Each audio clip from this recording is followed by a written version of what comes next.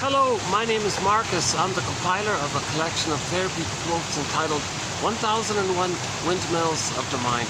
A collection of advanced self-help quotes taken from what's often called the psychodynamic or the psychoanalytic perspective, which long ago, as I understand it, was referred to by some as philosophical medicine or narrative medicine, for the love of narrative medicine. To borrow a line from the singer Steve Perry, who has a song entitled For the Love of Strange Medicine. So can we borrow his song title?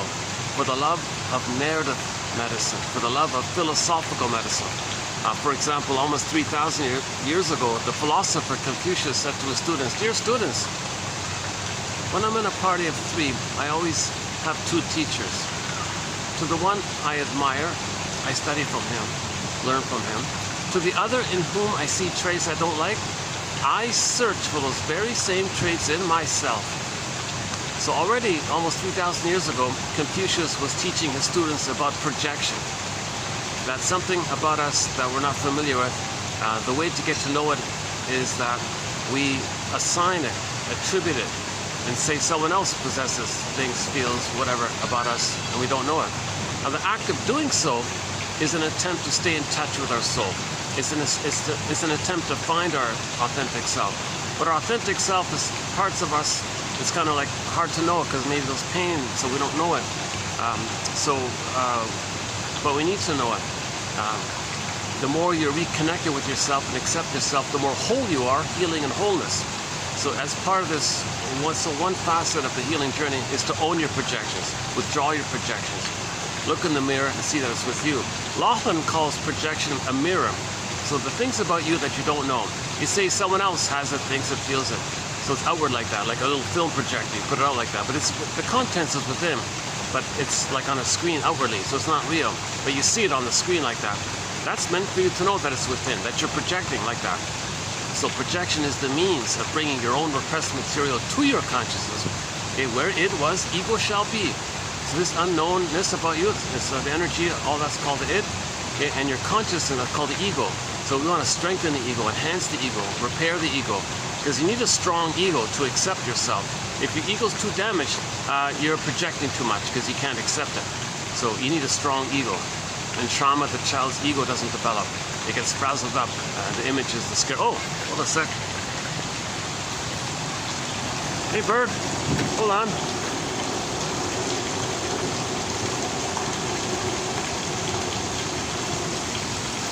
Okay.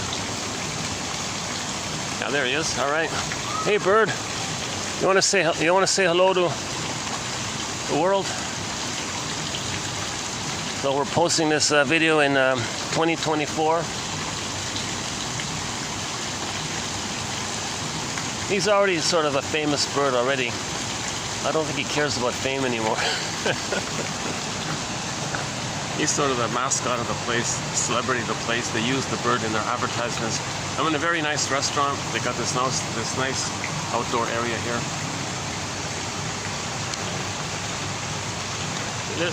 There'll be a few interruptions as I do this video because I'm in the public like this, and there's a family just right there as well. So yeah, let's keep going. So we want to reconnect with ourselves. Now with trauma, a lot of our authentic self is unknown to us. So it's frozen, petrified, turned to so-and-so. You kind of feel shame, and there's a lot of pain around the trauma.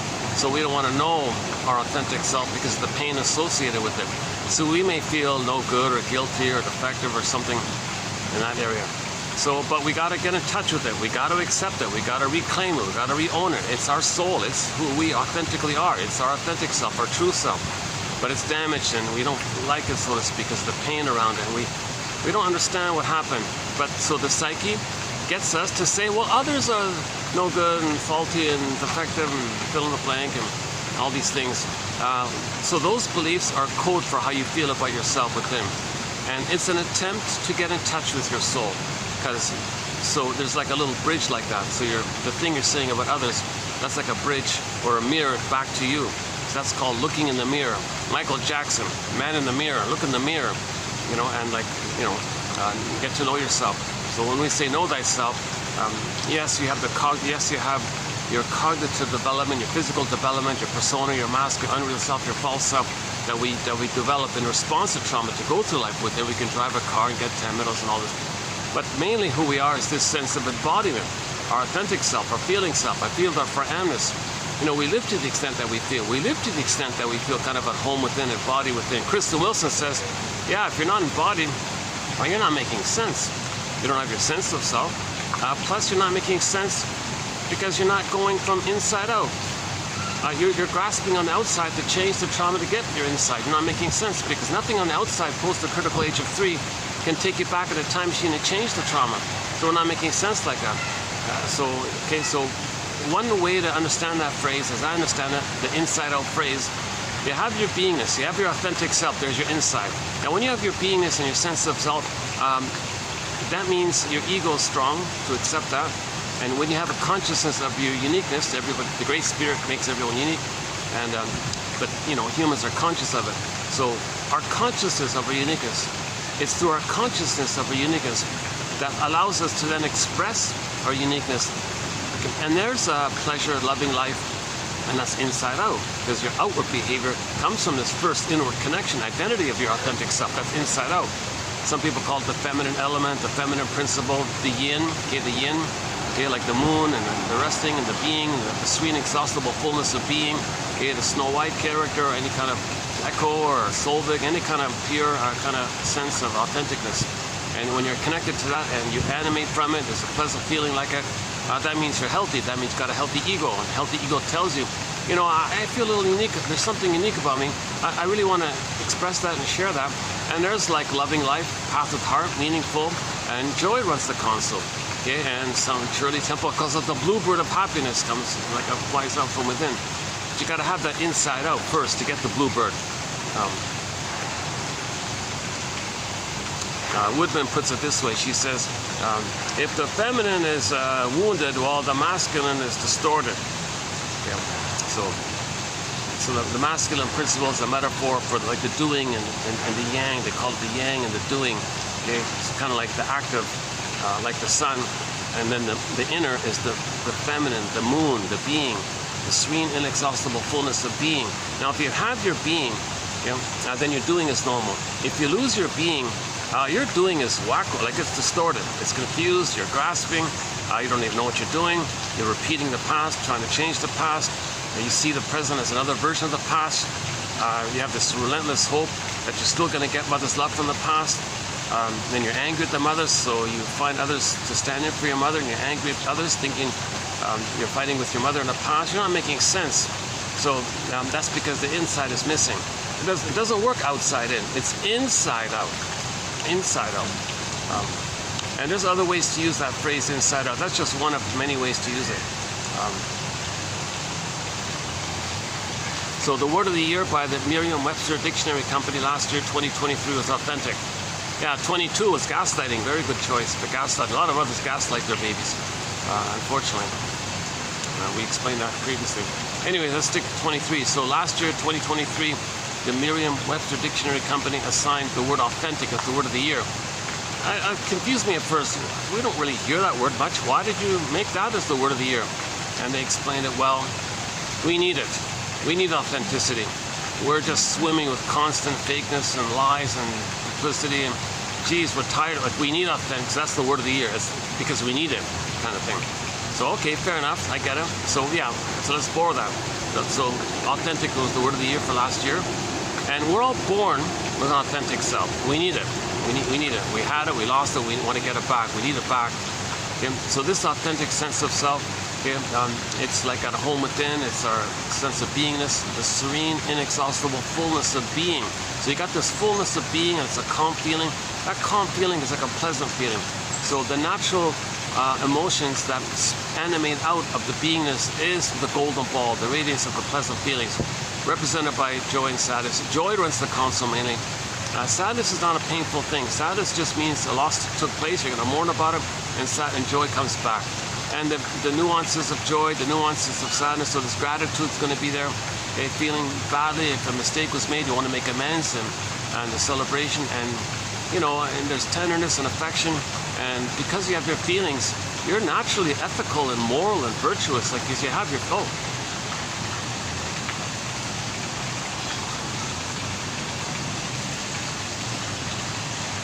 But once in a blue moon, he flaps his wings like that.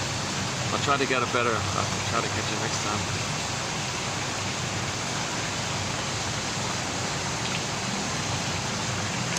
Yeah, so our beingness, right? So we're born with this beingness, our sense of embodiment, it's our home within, and the natural feelings that animate, like the sun that shines, like the metaphor is the gold of bulb. Okay, pleasant radiance of feelings, aliveness of feelings, and the needed feelings, and the feelings related to your beingness, which, as just mentioned, are things like affection and empathy and care, and there's like a warm quality. The temperament is kind of calm, and there's a kind of authenticity, and there's a playfulness and spontaneity, and there's like enjoying the present and new things in the present, enriching things. It's kind of like a delight like that. We're part of nature and the beauty of nature and all this. So that's like the normal state of affairs, right? So we're all born with an authentic self.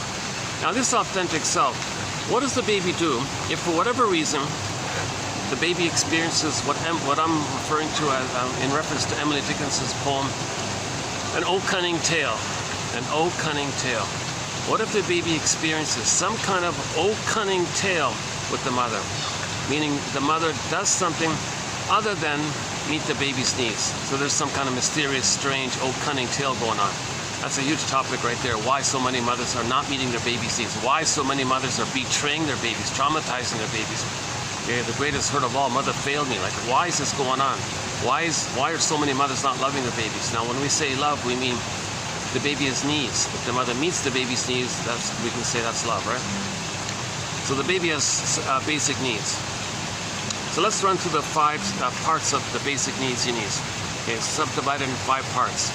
Okay, the first part, it's inside the uterus. He needs a welcoming womb.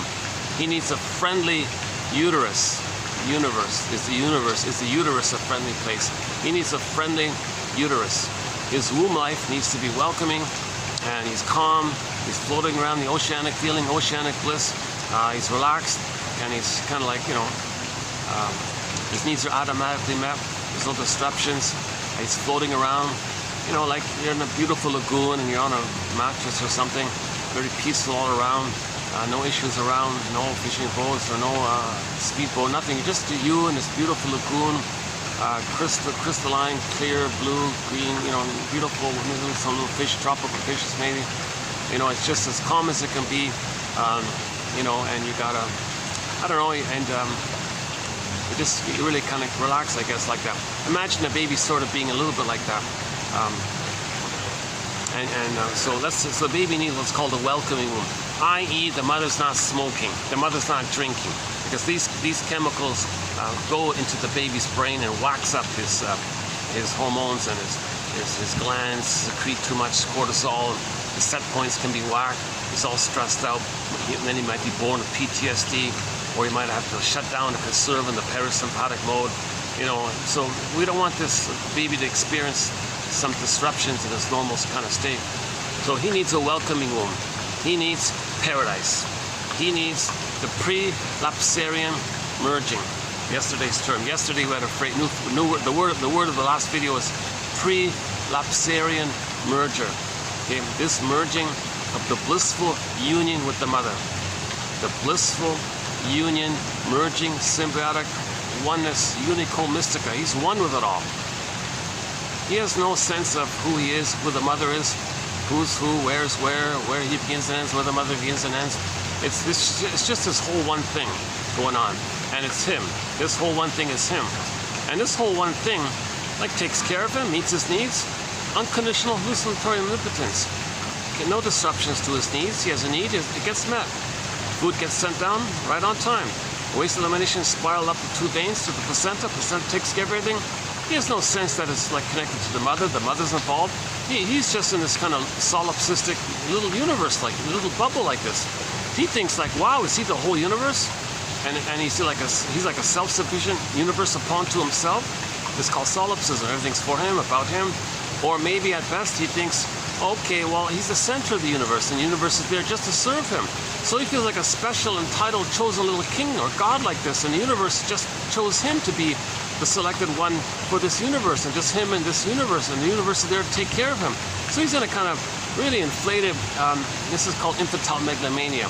okay, or the glorified self, the idealized self, this perfect self or something, whatever you want to call it, exquisitely perfect, supremely, I don't know, whatever it is. So he feels basically like a god or a king or a magician. Jeanette Paris, I'm using Jeanette Paris' phrase, he thinks he's on the throne. He thinks he's on the throne, like a little king. Oops, hold on a second. I like this. Oh, little birches. Oh, just a birches, nice, colorful birches. That's probably, yeah, this is the best time to do a video when I come out here. It's about 4 o'clock, a little bit late already. What is it? 3:02. Okay, 3:02. We got hopefully we got 3 hours here. So let's we got some good solid quotes coming up in this video. So we'll be doing a TQ 38, 28, 31. Yeah, so these ones here. Some good solid quotes.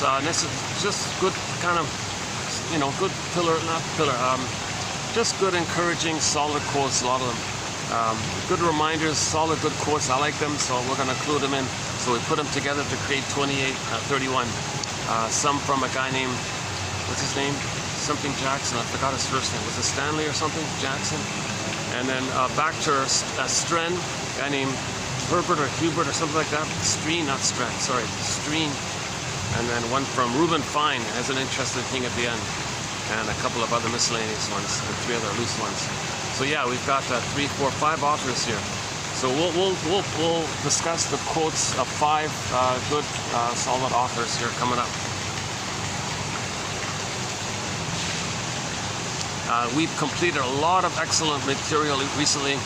Oh my God, we did some great quotes on the BPD personality pattern, BPD phenomenon, and BPD amalgam by Rothstein and Christine Lawson in her book called Understanding Borderline Mothers.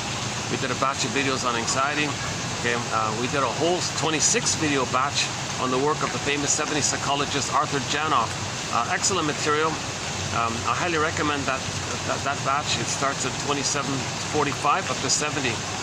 Plus the very important 3 video tag on post that from 71 to 73. That's really a good introduction to psychology, psychoanalysis 101 right there. And I think I'm easing into the new topic called nostalgia. Well, new for the project here. We haven't really posted too many quotes on nostalgia specifically. Actually, to tell you the truth, I think I kind of, for some reason, I never really got into it. But what prompted me a little bit was I saw the trailer for the upcoming sequel to Inside Out. And now I'm referring to another Inside Out, the Disney film called Inside Out, okay, by Pete Docter. Okay, back in 2015, he was functioning like a soul doctor, saying he wants to teach the world emotional literacy. He wants to give people emotional literacy 101. So he created a film about emotions and how we have 2 groupings of emotions. The primary ones represented by joy and sadness for our feeling self, our embodied self, or the basic, or quote-unquote, more human side of being human, where we're supposed to be from. We're supposed to mourn, we're supposed to have sadness, we're supposed to feel pleasure and loving life, the joys there. Now, if the needs aren't met, they get souped away, and you go back to the primitive, archaic salamander brain, or crocodile brain, like the survival brain. I'm calling it the iguana brain for the time being, or the chameleon brains might be a good one as well. So our brain has 3 parts. Okay? Our brain has 3 parts. Okay? The 3-in-1 brain, the triune brain, or you can say kind of like we have 3 brains in effect. Okay? So the earliest primitive one is called the survival brain. Its language is visceral. It's about survival. That's why the survival brain is nicknamed the lizard brain, the crocodile brain, the iguana brain, the chameleon brain, or the gecko brain. Because these kind of creatures don't care about love or feelings. They only care about the instinct of survival, these cold-blooded characters. So there's no like love and play. There's no affection really. They just want to survive and reproduce. That's pretty simple like that. All they care is about survival. It's good for the survival, great. Now who cares? Very, very primitive, really raw, like from like dinosaur kind of times, right? That kind of brain. But we spend millions and millions of years or whatever it is. And so finally we grew up the mammal. So we're mainly like the mammal, right? The hominid. So that's the second mind or brain. That's the feeling brain, Now in the feeling brain area, that's really where life and love is all about. Yeah, that's where really living and loving and it's all in that feeling brain. But that depends on the needs being met or unmet. If the child's needs are met, then he gets those positive basic feelings. But if the baby's needs for a secure attachment style aren't met, remember, if the baby doesn't love the baby, he thinks he's a goner, he's terrified. So those positive feelings zoop away, or the golden ball goes down the well. His embodiment in the Greek mythos core gets pulled down. And there's various ways, or the beingness. A very good one is Snow White. Okay, Snow White's a metaphor for our beingness. Our beingness. So in trauma, what do we see with Snow White? She's in a coma in a glass box. That's a metaphor for trauma. Myths and fairy tales are metaphors for psychological trauma. So imagine now, the person wants to feel their beingness. Well, they can kind of see it there. We have it. We can kind of see it there.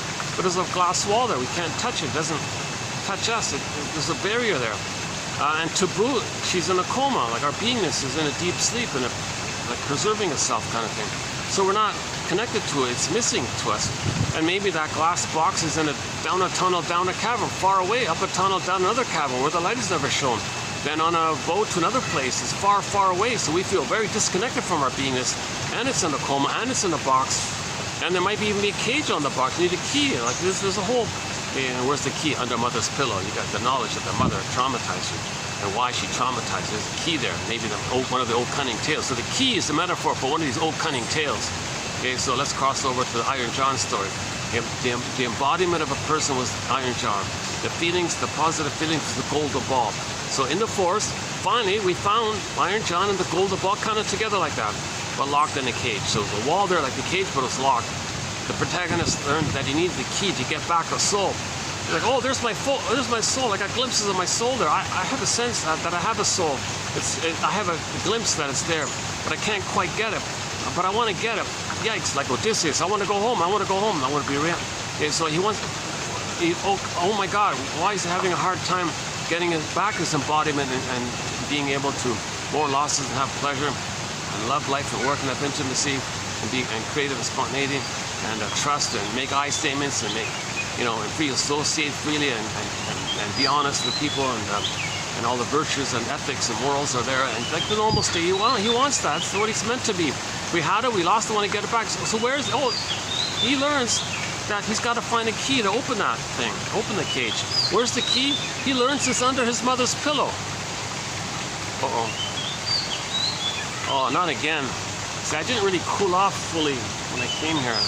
Sometimes, in order to avoid the flies, I gotta like really, really cool off before I start a video. And sometimes I'm kind of late and I get impatient and I want to get going. So yeah, there might be a few flies. I had this recently. This sort of. Luckily, I got the fan here. Yeah, I got the fan going. So that's a huge help. I couldn't do this video without that fan. The thing is, I gotta angle the fan so I get the breeze to me here, but not to the phone because it's all woofled. Like you don't hear me. Are you hearing me okay? The breeze is here, so I think you're hearing me okay, right? Like if I do it here, you might not hear me now.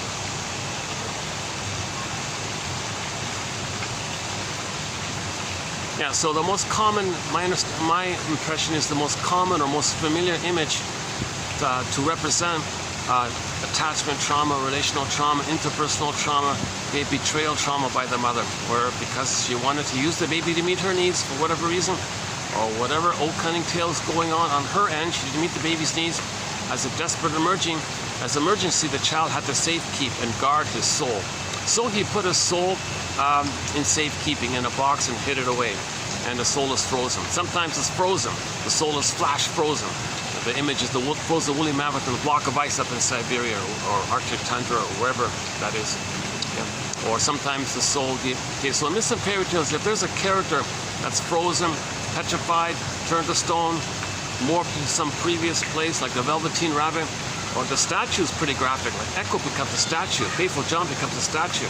So in a myth or fairy tale, now back up a sec, myths and fairy tales are metaphors for inner dynamics, psychological dynamics. Because the baby's mind, okay, early on, his mind is what they call based on primary mentation or primary process thinking. Now this primary mentation is pictorial, it's imaginal, and there's no logic. The cat in Alice in Wonderland says, yeah, don't expect any kind of normal logic there. Things are mad in there, she says. And even Alice says, up is down, left is right. So things can flip and twist, and up is down, up.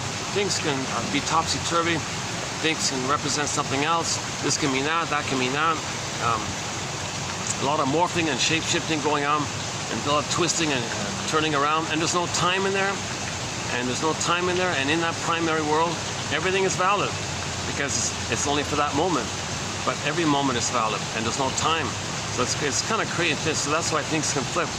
And see, think about people who are traumatized very early on, and they have that uncanny ability to lie and twist and blame and accuse, and they can't tell the truth, and they blame you for something they did wrong, and they feel like the victim while they're hurting you, and they can twist and flip and blame. And that comes from that kind of topsy-turvy primary mentation that's going on.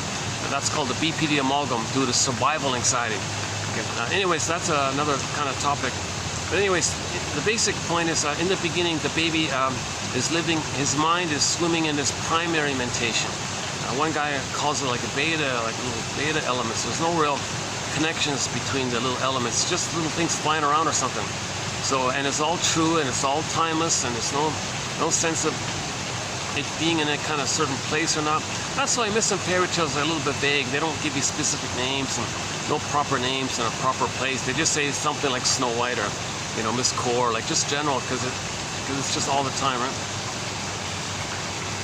Okay, so it's imaginal in there. So things are wildly exaggerated. So the baby can easily, because of the fusion, he's one with the mother. If he's enraged, the mother's enraged. So he's hungry, the mother's hungry. Like, things are wild like that. No, the mother doesn't want to eat him. The baby's hungry, he wants to take it. No, the mother wants to take me in. He's enraged, oh, the mother's enraged. So he makes the mother like a devouring, hungry, enraged monster that wants to gobble him up, like the Boar Queen, or like the Cyclops, or like the Hungry Witch in these fairy tales. No, it's not. That's what we mean by primary mentation. The baby's living in this wild, fantastical, myths and fairy tale, chaotic kind of things going on. Nothing makes sense, no logic, and for example, if the child can't save the mother, he's forever guilty. So back to Alice in Wonderland. Oh yeah, you're guilty always. No trial. You're guilty first.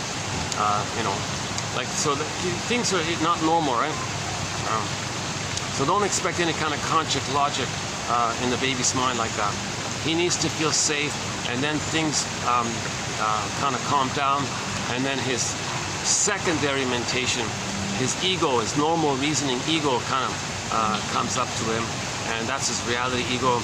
And he understands himself and others. He's reasonable, and he's inquisitive, and he sees a third side of the coin. He looks at the two sides of the story. He sees like the reality of things. But if you're trauma in the past, so we got both. We live in these two worlds: the primary mentation and secondary mentation. Okay. And you don't want the baby traumatized during the primary mentation, because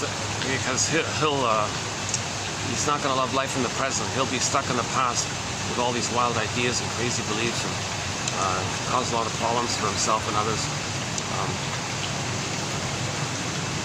And a lot of projection, and and he's angry at the mother, and the mother's a monster. So everybody's a monster. Hates the world because he thinks the world's his mother. Like he does these really extremely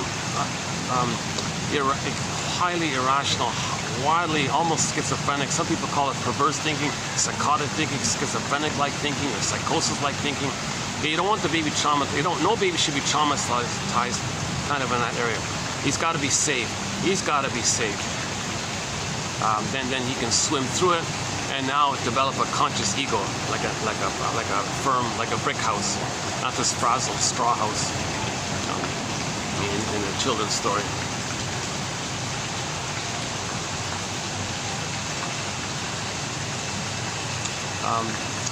Hang on, where were we before that?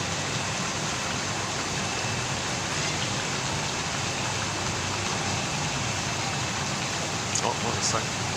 That's got a little kid with his mother there. Why don't I give them a little space here? No, we're okay, right? Problem is, if I leave this spot, I'm going to start drenching in sweat. I kind of need the continuous breeze here. So I'm being a little selfish here. But they're far down enough already, so I think we're okay. If they want to approach closer, I'll move. Let's see. Oh, good. They're going to cross the little bridge there. Okay.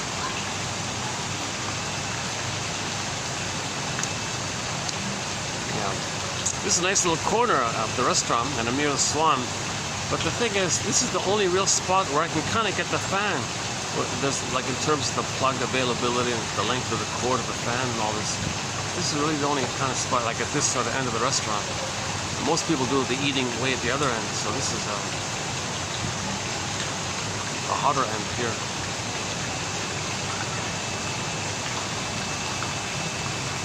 Okay, so, you know, when people sleep at night and they're dreaming, that's why there's condensation, and, you know, in your dreams, you know, there's no time, so, you know, when you wake up, you might like get a dream sequence. You go, wait a minute, I had this scene in my, I remember this scene.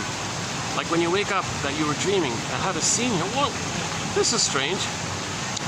In one scene, there's something from like the night, like the day before, something from like my childhood, something I saw on TV, something I read in a book a year ago, and all these different things are in one little scene like that. How did my brain condense it all into one scene? Well, there's no time. There's no time. It just picks what it needs to create something to help you feel. And to wish fulfillment, it's trying to help you a little bit, right? So it'll draw on anything. There's no time. It can scoop around your memories and scoop things up to one little scene. And if you need to feel something that you didn't feel during the day, well, now you're going to feel it.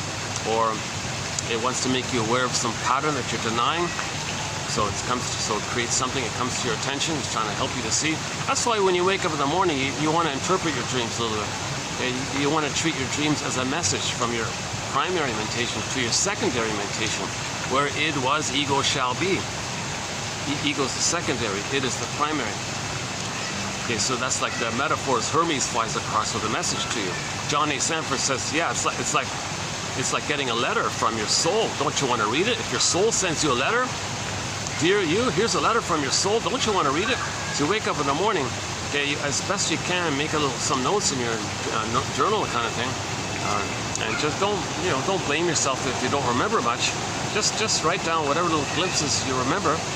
One option is TTAQ, title, theme, affect, question. Give the dream a title. Identify any kind of theme you think might be going on, like some recurring pattern or theme. A for affect, and Q for question. See if you can make up a question that you think your unconscious self is asking. TTAQ.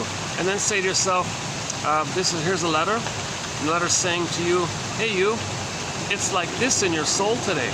Or you say to yourself, oh my God, it's like this in my soul today. So it's trying to communicate to you, trying to tell you your pattern, your theme, what you're not aware of, trying to make you aware of it. Okay, now a lot of times it's letting you know about your psychic structure in terms of what you need to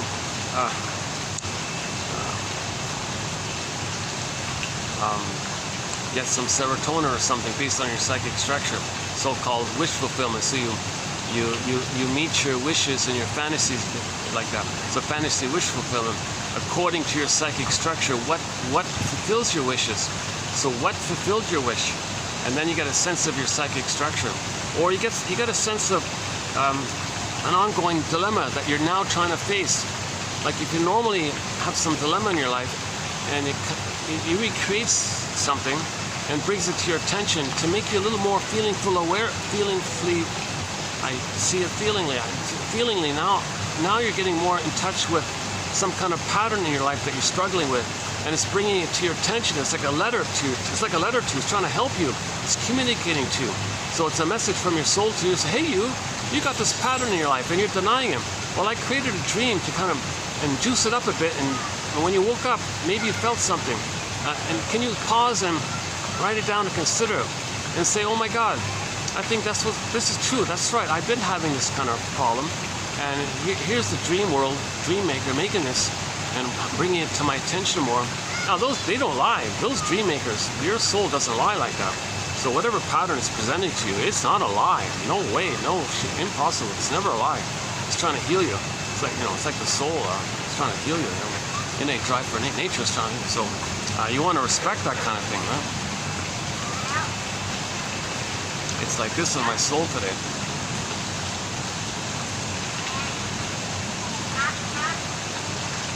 Yeah, I'll got a little personal example. I had a recent dream where I was expected to do something, but I wasn't prepared, and I was almost a little panicked like that.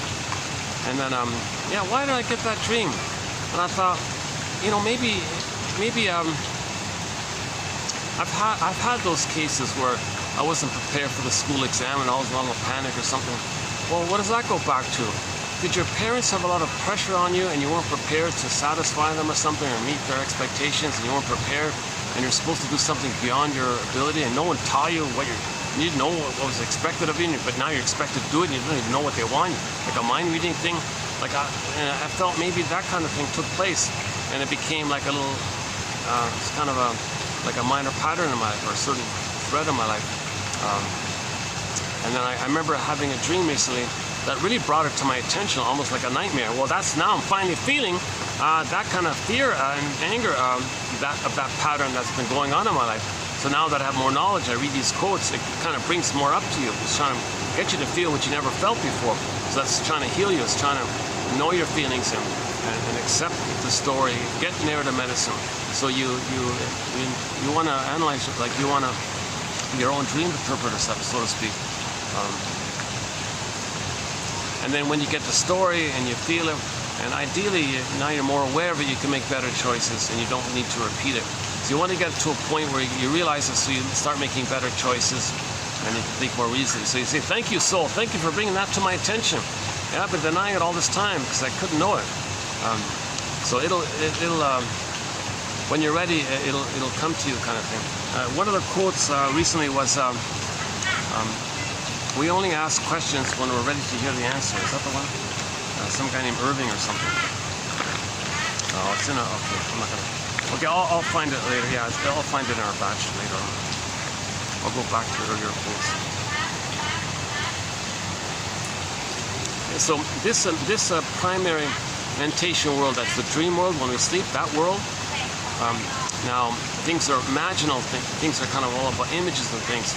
So myths and fairy tales kind of reflect this primary mentation world. That's why myths and fairy tales, things so magical, the topsy-turvy, things can fly and morph and shift and twist, and frog becomes a, things can twist and flip and all this. So that's the primary mentation.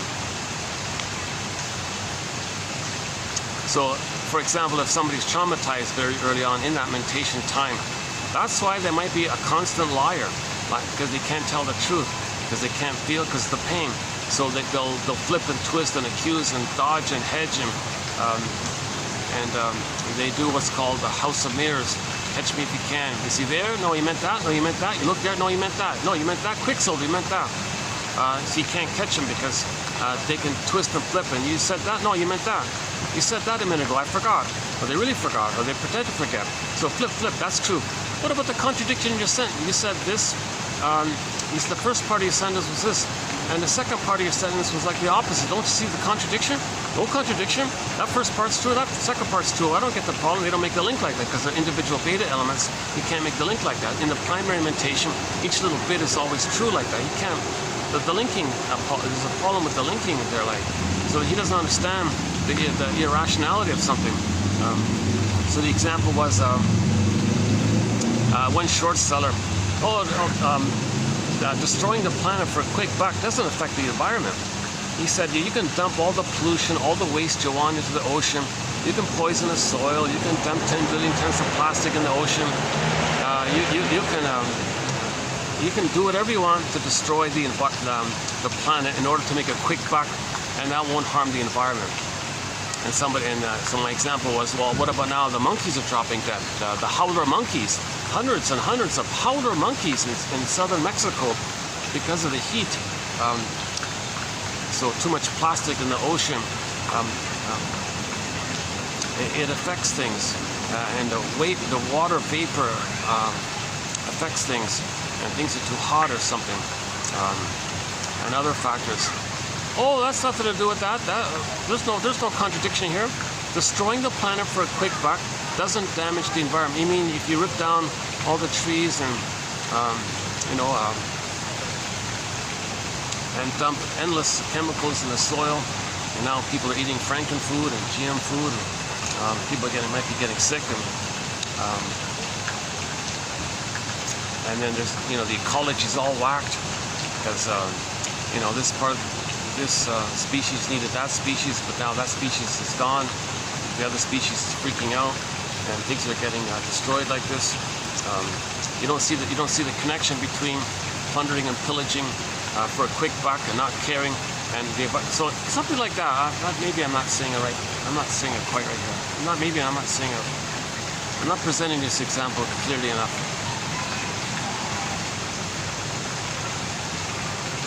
So the point is, in the unconscious, there's no contradiction. So they'll lie and blame and flip and don't see any contradiction. Anything they say is right. So it's a little bit schizophrenic. It's a little bit, but they'll believe it. They got to survive. They're always in survival mode. And when the baby's traumatized, that chameleon brain is flared up, so he can act like a chameleon all the time, with the lying and all this. So myths and fairy tales, you see it. Okay? This cord gets pulled down. Okay? So our beingness, so this cord is like Snow White, gets pulled. That's called repression. Common motif in all myths and fairy tales. Okay? Our beingness is pressed down. So the memory of the trauma gets recorded in the first brain. That pressing down like that. First brain, second brain, third brain. Whoop, the painful memory experience is imprinted in, stenciled in. There's even a name for the chemicals that seal in that memory circuit. Okay? Memories are relational. Baby cried for love, mother said no. Whoa, that memory is in the survival brain. And his energy's in there, his life force is in there. And he needs mother's love to know himself. So repetition compulsion, you'll try again. There's no time. I need your mother, I need your love. So mother said no, but he's afraid to know his needs, but he still has the needs. But the pain makes him repeat. But the pain doesn't want the pain. A huge conflict like this. So in the repetition compulsion, he's going to go through life restaging that original scene, that unfinished business with the mother, hoping to get the proper outcome. Okay? Post-trauma, we have the unconscious hope for the fulfillment of old unfulfilled needs. And then we're not making sense because nothing past the critical age of 3 can be the need of proper love motherly experience back that was needed in the nursery. It doesn't work. You're disappointed again, but the need is still there. So you can't love life and be healed unless you get mother's love. Well, that's what you think. When you realize that's not going to work, then it's the death of this unreal hope. That's the birth of new life. So with the knowledge, you can mourn the loss. You can admit the loss. You admit the loss.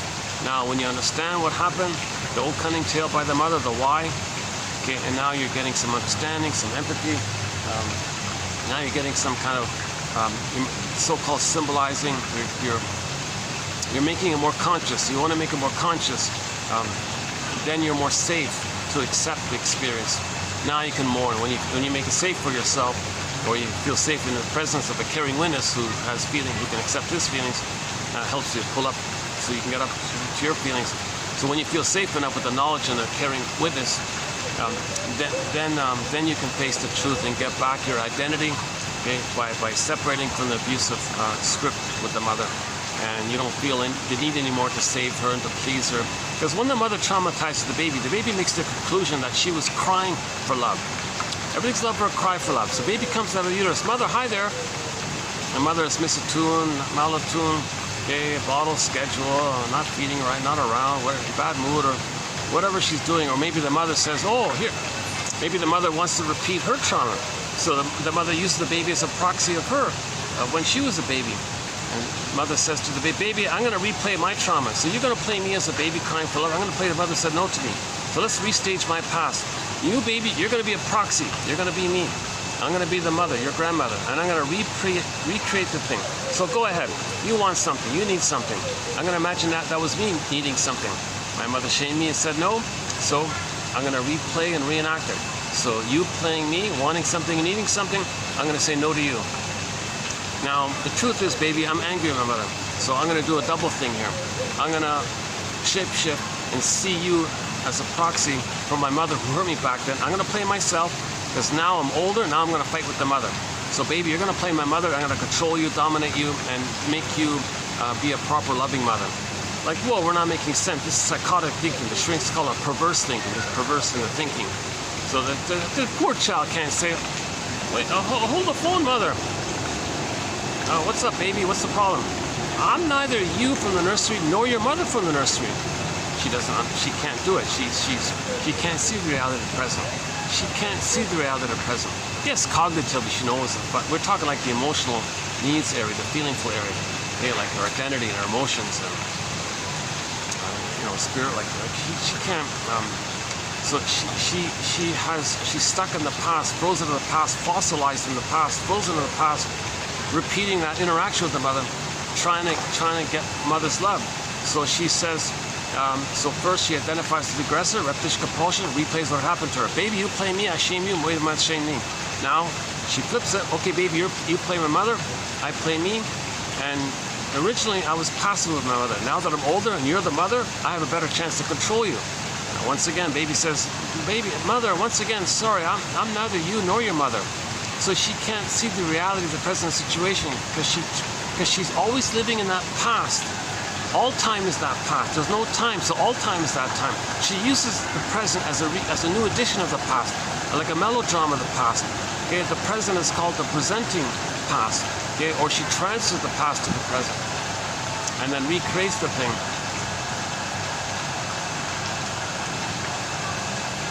Do they want to come here? Well, the official sort of viewing area for the swan, they have like a little. Like a close spot for them, so they don't really need to come here. Let me cool off first, geez, because I want to get this video going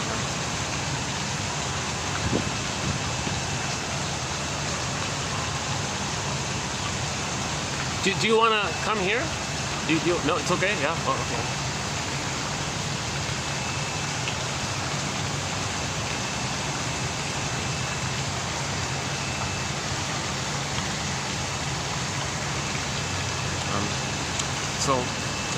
So the baby comes out of the uterus. Yeah, mother, I need your love in all this. And the mother's engaged in one of these old cunning tales. She shames the baby, thinking the baby's her. Then she attacks the baby, thinking it's her mother. Old cunning tale. Sometimes the mother simply says, all right, baby,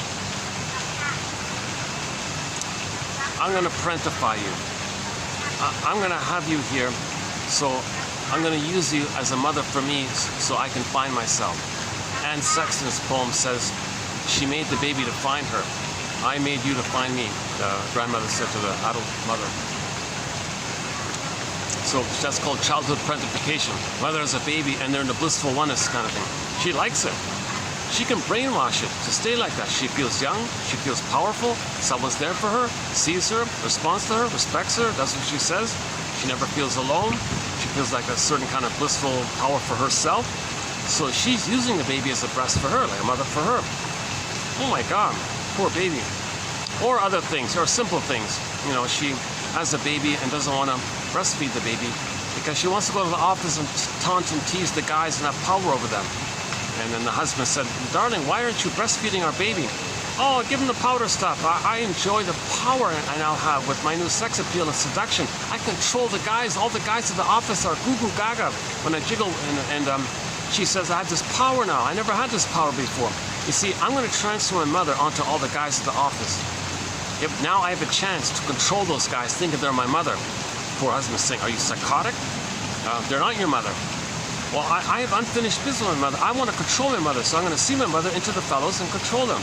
Well, hang on the phone. What about your own baby? Or what about our baby? Or she needs some other stuff. Well, I don't see that. I don't care about that. Just give her the powder stuff. Don't bother me with that. I'm in survival anxiety. I got to get mother's love here. So she doesn't see the reality of the present. She's stuck in the past, fighting in the past. Oh, cunning tale. Or simple things, simple things like interrupted her career. Or she says, what, I'm supposed to give love? I never received love. Now I'm supposed to give it? I resent this idea. Cool, she a lot of little cunning tales. A lot of it, or sometimes mother just wants to blow off steam. She's so tense in her life, so angry in her life because she can't feel, has the baby and discharges her anger to feel better. Old cunning tale, and there's a whole long list of old cunning tales.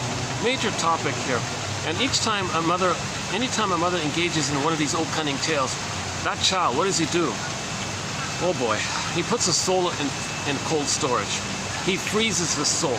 Okay, so that's the image of Snow White in a coma, or a character in the myth of fairy tales, frozen, turned to stone, petrified, and lost, so on. So the beingness is unavailable to the person. That's a desperate measure to protect himself. And then, yes, of course, he can then use some tricks of the mind, maneuvers of the mind, operations of the mind known as psychic defenses, and creates a bunch of them, bundles them up, and creates like a kind of a personality bundle of them. And that's called the false self, the persona, the mask, the unreal self, this tricky mind, whatever. So he can go through life with that. So with that, he can drive a car and get 10 medals and 10 PhDs and write 10 hit songs and do all these things. But he's disconnected from himself. We live to the extent that we feel. So although he might be successful, he's missing that beingness and feelingness. He doesn't mourn or feel pleasure. He doesn't have affection or tenderness. And there's problems in his relationships and all this. Remember, Freud said love and work. So he might be successful at work, but where's the love part? Now the love will be like sadistic, or he objectifies people, he uses people, and makes excuses. She's missing it.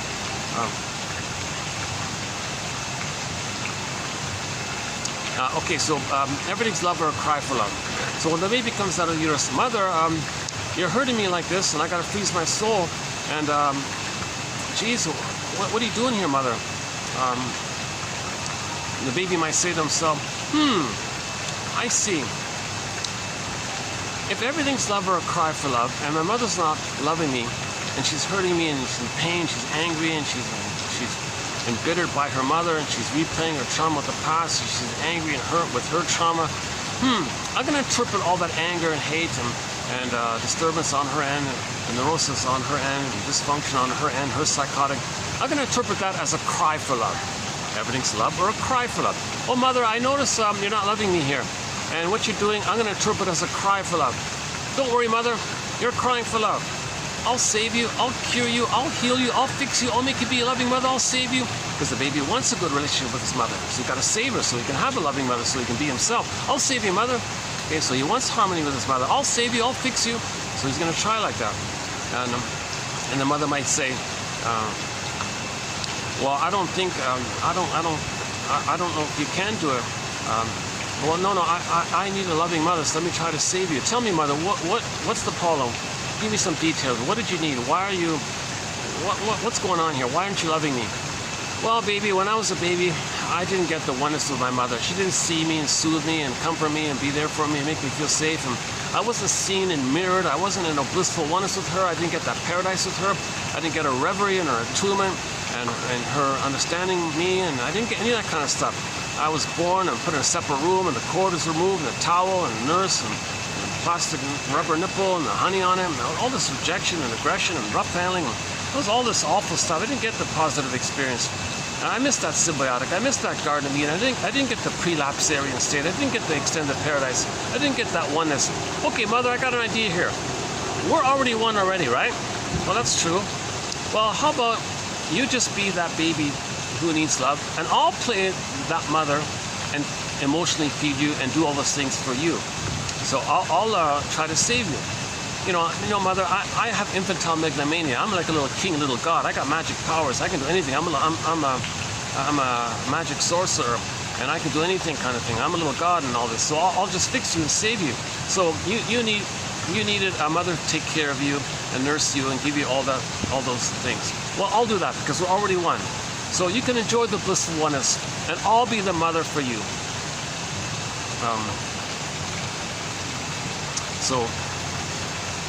Now, he pays a huge price for this effort, because if he's going to stay in that oneness with her, that means he's not getting her love.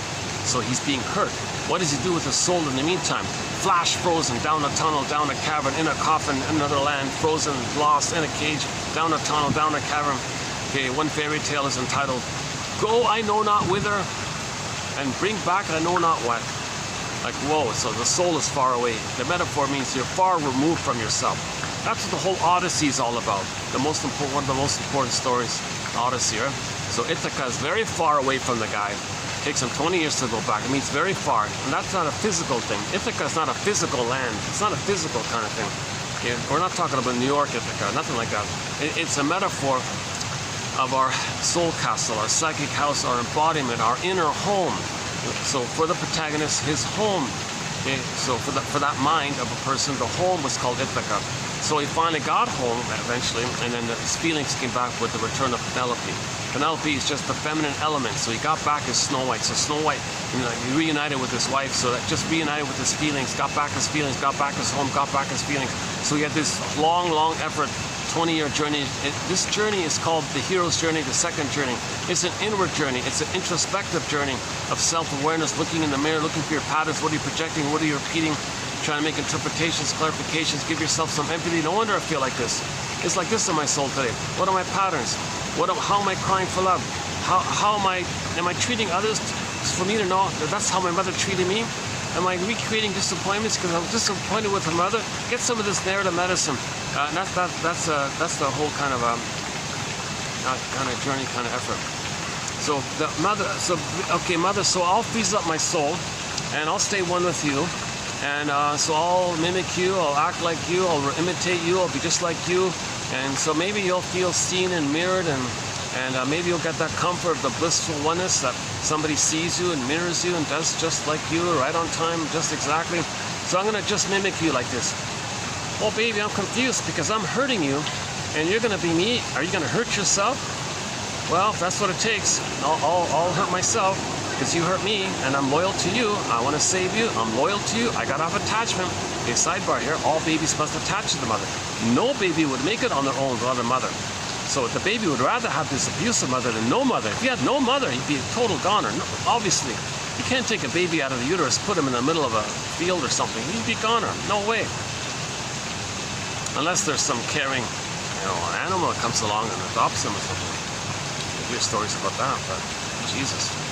Other than that, the baby's not going to make it on his own. He can't soothe himself. He can't feed himself. He can't do anything, right? He's totally dependent on the mother.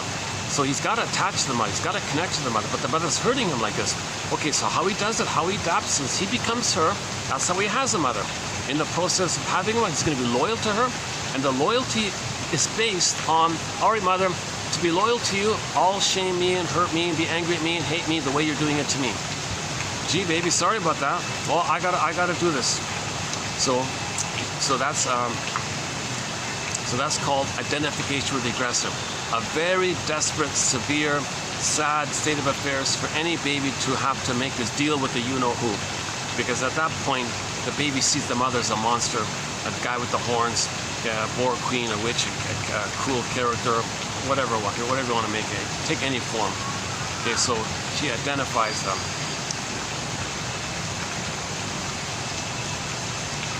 So the deal is he'll act like the mother, in other words, and he gets mother's power, and he lives forever because in the brain there's no time. So this idea about the deal with the you-know-who, and he got the power to live forever, okay, that's called identification with the aggressor during the time in the brain when there's no time. So the baby becomes like the mother, mimics the mother, so he got mother's power because he thinks he is the mother. So, and again, it's infinite, eternal. Time is he lives forever. He never dies in that brain attitude. There's no time. So there's no time, you never die. There's no time. That's the attitude. He doesn't live forever. He just thinks that like that. So now he identifies with the aggressor. Okay? So remember, his soul is so shamed and frozen, all that. He can't know that. He can't admit that he feels so hurt like by his mother, so shamed by his mother. He can't admit that feeling. He can't know that feeling. So enter projection. He'll say others are no good, others are defective, others are icky, others are worthless, others are defective. Okay, how he feels about himself, he'll say others are that. Okay, so that's the second part. He identifies with the aggressor, projects his wounded soul into others, say others are no good. Okay. Now meanwhile, he's very empty by this, right? He can't just only be the mother. What about something about him? Is there anything about him that he can hold on to? Is there anything left of him? He projects his soul like outward like that. He's so emptied by this, even though he adopts the mother's mind. Like, is there anything left of him that he can link to? Okay, he thinks, hey, wait a minute. When I was in the uterus, I was in a blissful state. I'll take refuge in that. I'll regress to this attitude of that mind that I had in the uterus when I was a king on the throne. I'll take that. And so I'll think everything's about me. I'll think everything is to serve me. I'll have this self-sufficient, don't need anybody complex. And I'll take refuge in that. So I'll say I'm okay from that. That's called narcissism, right?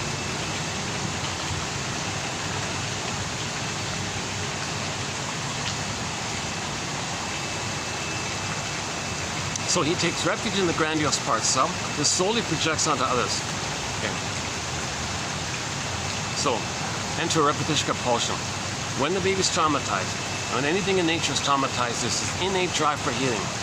He still has the needs for mother's love, but he is the mother shaming him. But he still has the needs for mother's love. So he's got to cry for mother's love. How does that work? How does he cry for mother's love when he is the mother who shames himself? How does he do this? Okay, so in new situations, okay, so let's enter here the record metaphor. He's neurotic, of course. Every neurotic is a music enthusiast, but he only has one record, this Cry for Love. He carries this one record with him everywhere he goes. In every new situation, every time he sees a turntable, he spins off that tune. He replays that tune. Never-ending fiery art, Burger says. In new situations, same thing. In other situations, new job, new place, new interaction, same thing. He only has one record. That record is, he was a baby, he cried for love, mother said no. But the problem is he identified with her now, and he puts his soul onto others. So how does he cry for love now? So in a new situation, okay, he's still in the nursery crying for love. But because of the pain, because of the immense pain, he can't know it, he can't feel it. So to not feel the pain of him shaming himself the way his mother shamed him. Remember the fusion, the self and the other are one, so his mind is her mind, so inside the mother and him are one, so he's both like that. He's the aggressor to himself, and he's the victim of his own aggression to himself.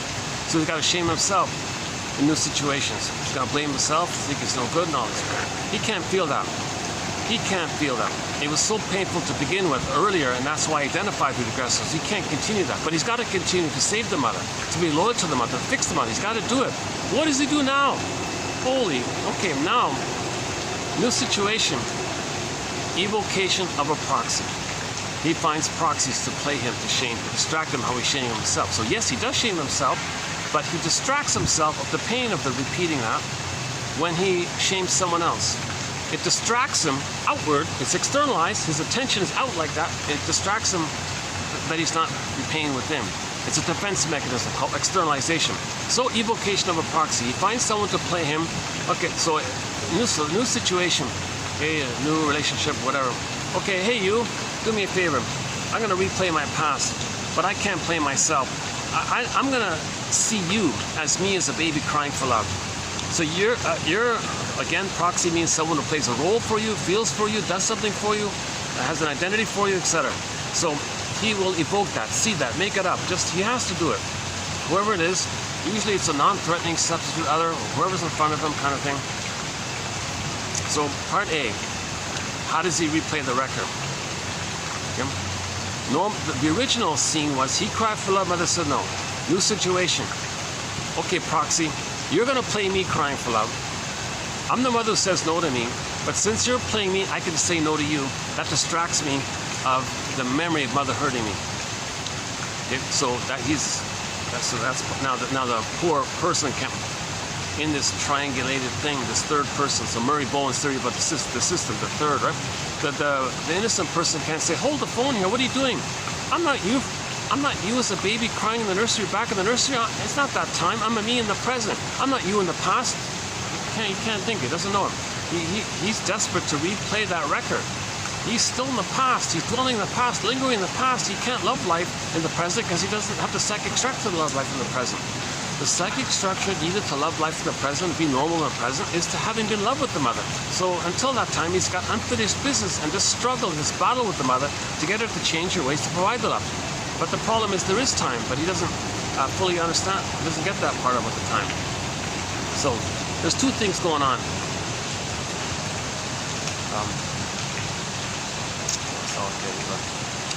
Just the family just hanging out near me here. Hold on a sec. Oh, it's working out well here today. That's great, yeah. Actually, yesterday was okay. Yesterday It was half and half. Yesterday's video at the fourth floor in the hotel, that was okay for the most part. Yeah, it was half and half. I had some loud talking near me, it distracted me for a bit. I want to make something there. Okay, so at the same time, on another level, at the same time. So yes, he's loyal to the mother, imitates her to have a mother. Now obviously at the same time, really he's enraged at her, and he still has this fight with her.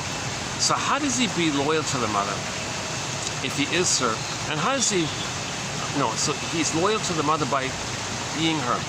But if he is her, how does he fight with her if he is her? Again, what a dilemma. Again, so enter that proxy again. Okay, proxy, thank you very much for playing me as a baby, and I shamed you because mother shamed me, and so I replayed the thing. So you cried for love just the way I cried for love. My mother said no to me, so I said no to you because I'm the mother who said no to you, and you were me crying for love, and mother said no. I replayed the record. Repetition compulsion, and so that's part A. Now proxy, I'm loyal to the mother, but at the same time I'm angry at her, and I want to control her, and I want her to change her ways. So I'm gonna focus, auto-hypnosis, shape-shift, morph in my imagination, and I'm gonna assign you as the role of my mother who hurt me, and I'm gonna play myself, and now I'm older, and I'm gonna control you and be angry at you, and because I'm gonna see you as the mother, and now I'm back in the nursery biting the nipple, and I want to control the mother to feed properly and hold me safely. So I want to control her like that. So I'm going to control you thinking you're her. So you're an emotional fantasy reincarnation of my mother. So the person in the present can't say, whoa, yikes. First you saw me as you as a baby in the nursery. Now you see me as the mother who hurt you back in the nursery? Are you psychotic? Are you deluded? No, he doesn't look psychotic. He doesn't look psychotic.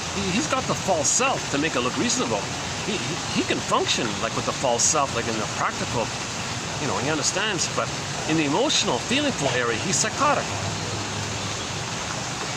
It's psychotic, the thing, that trying to control a person you don't know or in the present is your mother in the past, and you're enraged at this person. Doesn't make sense. Why are you enraged at somebody?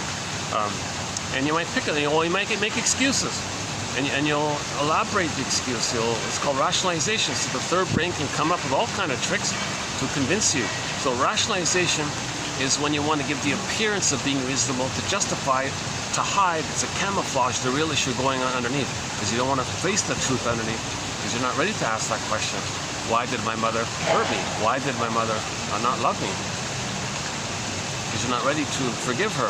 So you got to see that. So now enter Bruce Springsteen. Yes, the singer, Bruce Springsteen, YouTube, Toronto, Independence Day. Listen to the introduction Bruce Springsteen gives to that song. That's a good starting point on the healing journey, right there. Our starting entry point, our starting moment on the healing journey is Bruce Springsteen, the singer, Independence Day, Toronto, and listen to the introduction he gives to that song. I'm focusing on the intro he gives. Okay, now the guy who filmed it was way up in the rafters, so it's all dark, you don't see anything, but the audio is clear. It begins with him saying, fathers and sons, fathers and sons. that one there. So it's all about seeing your parents as people. You're startled that they're just people with dreams and all that, that they wanted a better life. Things didn't pan out maybe, and they were traumatized themselves, so they couldn't provide the love. But they still tried. There were still some blessings. So you got to get like a balanced kind of area there. You got to look for the two sides of it all and search for the third side that accepts the two sides, that hold the two sides. So the third side of the coin holds the two sides. Get emotionally an attitude that holds the two sides and kind of handle that ambivalence, right? So Rosanna Deerchild. So part 2 is Rosanna Deerchild, an indigenous elder from the Inuit community. She said, the more I learned of my mother's story medicine, the more of a person she came to me. So once you see your parents as like people, members of Homo Traumacus, people, that moves towards healing. Okay? Then why now the old cunning tale part? You got to get the key. Mother, what happened in the first 3 years? Come on, details. Okay, the next part is the Anne Sexton poem, 1960. it's about a woman in her 60s or 70s or something, realizing that her daughter in her 40s is very unhappy and all this. So she wanted to help out and said, daughter, I got to tell you something. I'm sorry. When I had you, I didn't see you, or I didn't even regard you as a person even. I was selfish. I made you to find me. See, I didn't know who I was. I didn't know my feelings. I didn't know my identity. I knew nothing about me. So I figured if I had a baby, I could like brainwash you to be there for me and serve me and comfort me and attend to me and be there for me. And I made it happen. If you were going to be autonomous, I withdrew. I would threaten to abandon you. I terrified you, so you create the trauma bond. And then when you were in a trauma bond with me, I would reward you to get you dependent like this. So I couldn't be alone. So I threatened to make you alone if you dare to leave me. So I brainwashed you to be dependent on me. I didn't see your needs. I didn't know your identity. I made you to find me. I did this, daughter, I'm sorry, but the truth is I did this because I had the idea that if I had you, it'd be like a stable presence for me, a reliable presence for me. I didn't have that with my mother. And I thought you could fill in for my mother like that. So I made you, so I wanted to find me. So she apologized, tried to make amends. Okay, so that's kind of like giving the key back so the daughter can open the cage and get back her embodiment. You got to get the story. Okay, we go on like this. So we got a major thread in our collection on forgiveness. Okay, understanding, okay, leads to forgiveness. Yeah, and then you heal yourself. Forgive your parents, heal yourself. Ultimately, understand your parents, heal yourself is a simple way of saying it. We play the song by Rick Emmett, "Saved by Understanding." Well, the song is called "Saved by Love." I just twisted it. Saved by understanding. Saved by love. Saved by understanding. Oh, well, there's that. I think that's the turtle. Yeah, they got a turtle in here. That's only the second time I've been here. I've seen the turtle. He's way at the other. You're not going to see. You're not going to see it as I show you, but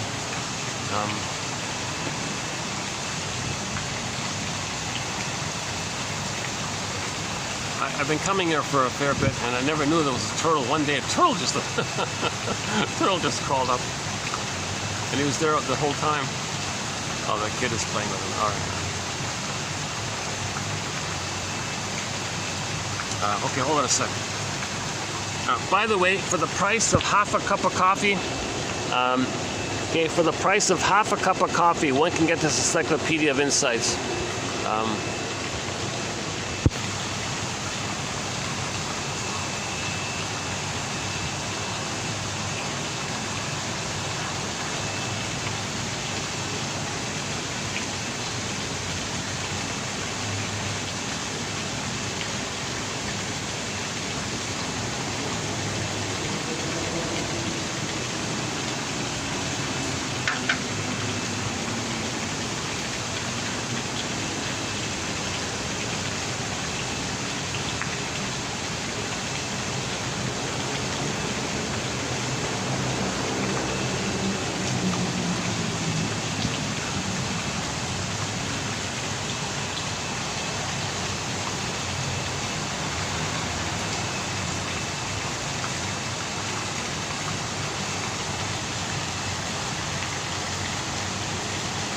So the original setup was at some point, go to yesterday's video about the dialogue between the baby and his amygdala.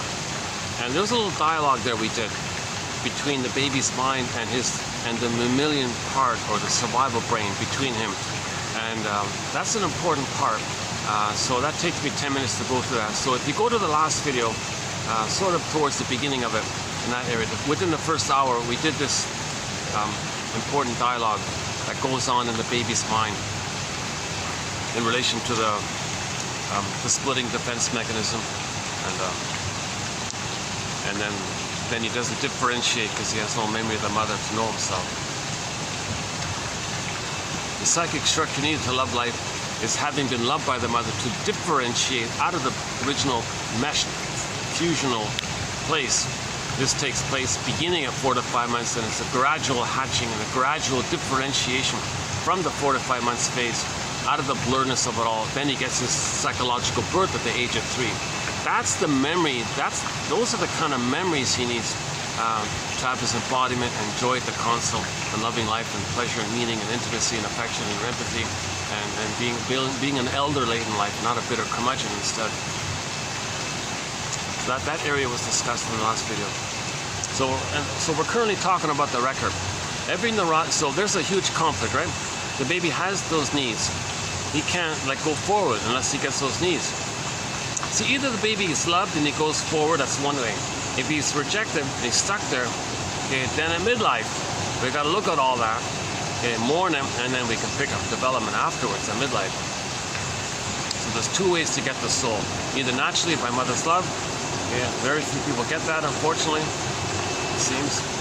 One estimate is that 90% of the babies are not getting a secure attachment style, and the soul freezes at some point between either in the uterus at birth, or from birth to 4 to 5 months, or from 4 to 5 months to 18 months, or from 18 months to 36 months.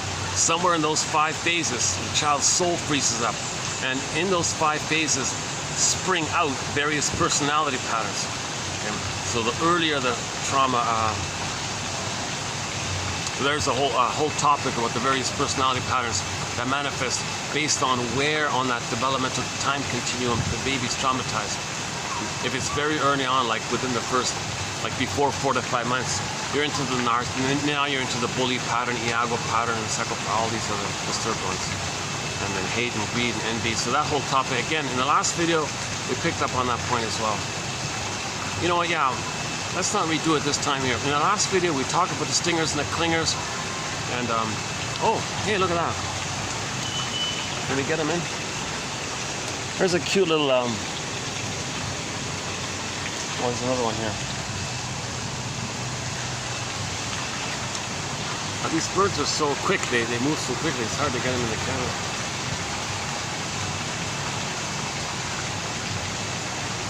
Yeah, so for a good discussion about the stingers and the clingers, and how the stingers, scapegoat and can't make I statements, survival anxiety and jungle slogans, and that whole area, and then the clingers, the midway area,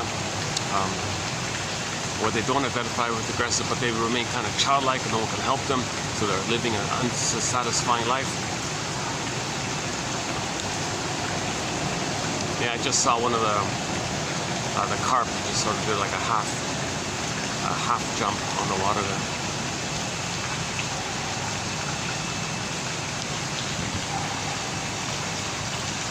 This is a rare treat when I can come here.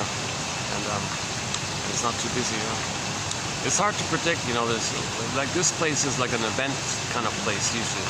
So there'll be like parties and conferences and company meetings all the time, a lot of weddings and engagement parties and things. And they might book the whole thing sometimes. Night times it's busy because it's cooler. A lot of people, the guests usually go indoors for the AC. But sometimes I get it like this, yeah.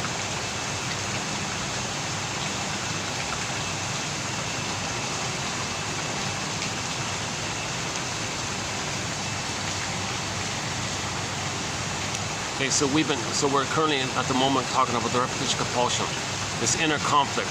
Baby needs love. The pain. I don't want to know my needs. I don't want to know that I need love, but I need it. But the pain says don't know it, but I need it. Huge conflict. Imagine this conflict grooved in on a 45 disc record. Let's call it the cry for love. So again, Edmund Burglar, okay, in new situations, he spins off that tune. He recreates that interaction. So he restages it, psychodrama, melodrama, because he wants to recreate something analogous or image in his imagination close enough to that original scene. Mother, I need your love. Mother shamed him. Mother, I need your love. Mother shamed him. Yikes. So it's a painful thing, but he's got to try, and it's too painful. So how does he do this, right? So if the pain is too much, in the new situation, he doesn't do it himself. Hey, proxy, you cry for love for me, and I'll say no to you. And that's how he relieves himself a little bit. So he's loyal to the script, but he hurts the proxy person playing him because he can't feel it anymore. Now, if the trauma is post 18 months, that's the critical kind of transition time, 18 months. The baby's infantile megalomania dissipates mainly at 18 months. So if the mother can get the child post 18 months, then he can hold on to his soul. He doesn't identify with the aggressor. Then in the new situation, he just simply does it more directly, more benignly. So he'll play himself. He'll play the child, the wounded child who feels no good, and he's got to save everybody. So he'll say he's no good and others are great. So new situation. Hey you. I'll play me as a child who needs love and support to finish my development. Can you do that? Impossible expectation. Nobody in the present can take you back in a time machine to the nursery time between 18 months and 36 months and give you what you needed. So they'll be disappointed. New situation, they do it again. New situation, do it again. So they finally say, why is everybody rejecting me? Why is everybody not wanting to help me? Or what is this here? I'm not asking much. I'm nice to them. Can't they be a good parent for me? Well, it's unrealistic. So now finally they get the message, the narrative medicine. Oh my God, you mean I'm recreating this? Like I'm choosing people for this, or I'm goading people to do this, or I'm self-fulfilling prophesying this. I'm creating a self-fulfilling prophecy in this.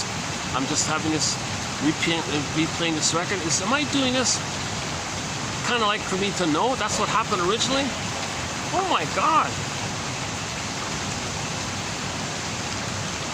And now in the case of the stingers, it's more like, am I treating others badly for me to know that that's how my mother treated me? And now am I hating them and angry at them because that's how I felt with her, by her hurting me? The way I'm treating others, how she treated me? Oh my God, what a mess. Now the problem with the stingers, the clingers can go forward. The clingers are still in a developmental path, so to speak. Because all babies begin with, I'm not okay, you're okay. They maintain that. The stingers flip it. It's derailed. Their emotional development is rejected. They derail it. They identify, you proxy, you play me. You play the human side of being human. I want to play infantile God. Now when the stinger plays infantile God, they're addicted. Narcissism is addictive. Hate, greed, envy, grenvy, spite, vindictiveness, schadenfreude. Okay, didn't need you anyways. Jungle slow. This is all addictive stuff. Okay, this dark humor, black humor, put down is your soul. But when you hurt your own soul in the proxy, when you hurt the proxy who's playing your own soul and you hurt it, you're loyal to what your mother did to you. So you're one with the mother. Now when the baby's one with the mother, he's in that place of this blissful feeling where he's one with it all. Back to that solipsistic universe. That solipsistic universe of the baby thinking he's a little god or a king is so a blissful feeling. It's like special wow feeling. Robert Bly jokes he's in ecstasy or something. It's named after that little white flower. That narcissus flower, that little white flower. You have any here?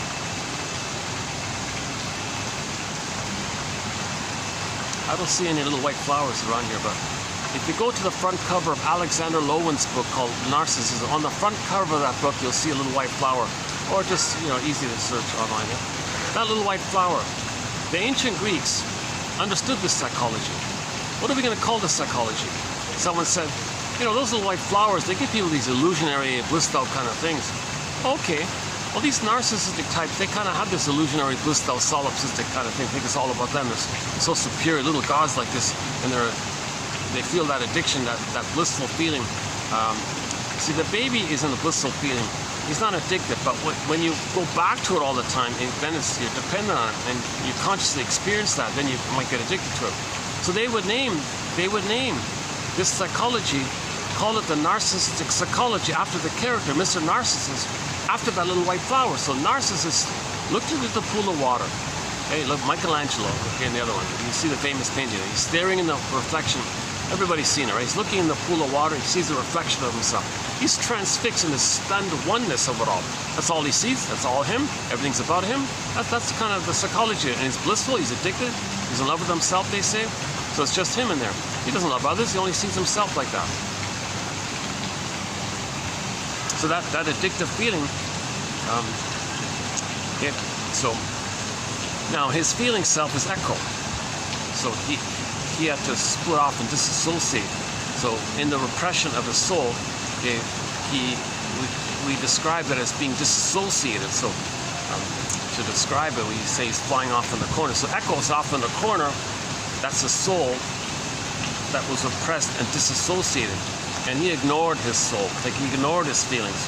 He completely ignored his feelings. That's a symbol of immense trauma, because at the end of the story, Echo became a statue. The soul was frozen like that, and he stayed in that solipsistic all about me place. And nowhere in that story, no version of that story, does narcissist say, oh, Echo, hi there, who are you? Well, I'm your soul, I'm your feelings. No point does he ever do that. So that's sort of like the message of it.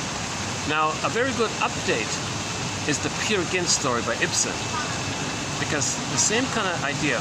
So instead of narcissist, so what Echo was for narcissist, Solvig was for Peer Gynt. Same idea. So Peer Gynt is this, psychopathic, greedy, selfish, who cares, ambitious, wants to be king, doesn't care about others. Everything's for him. Everything's about him. Little king, little god, little entitled. So he has no ethics or morals. Kind of a selfish, extremely selfish, cold, calculating kind of character. So his soul is flying off, like Echo. So in the distance, Echo is flying off somewhere. And he goes through life always wanting to be in a self-sufficient superiority complex. He kind of hits rock bottom with the troll, the thing with the trolls, right? He's supposed to marry the troll king's daughter. And that really brought up the ickiness of it all. So he finally got in touch with his soul, how shamed he felt. He finally felt the shame at that point. Then he freaked out and ran from the mountain, all this, and the famous Edward Grieg musical scene. Great music, by the way. Edward Grieg did the music for the opera, for the play in the opera, the Peer Gynt play in opera, Peer Gynt. So he finally got a glimpse of it. So when he's he didn't change. He still didn't change. He was still a greedy, selfish kind of. Finally, he was an old man near the end of life. He paused and said, "Oh my God, you got to be kidding me!" He sees Solvig nearby. His soul. Hey, Solvig. Where have you been all my life? I think I needed you. Are you kidding? Are you kidding me? She was always around, like Echo was always around. He just ignored her. So then the story ends. So Ibsen was clever like that. What's going to happen next? Is he really going to now go on the second journey? Is to get back his soul, to get back his feelings?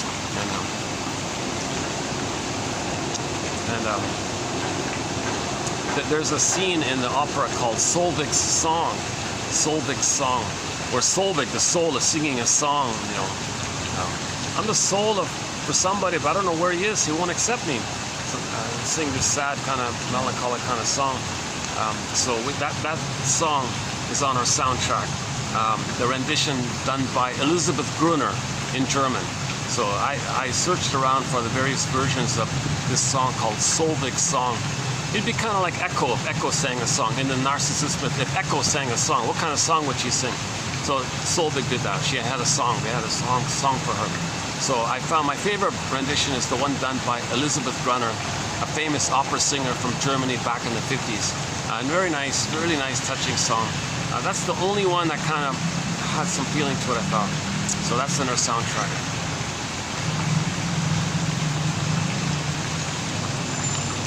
So it's a little evolution, right? There's a little evolution there that we're now like, oh, wait a minute. You mean feelings are important?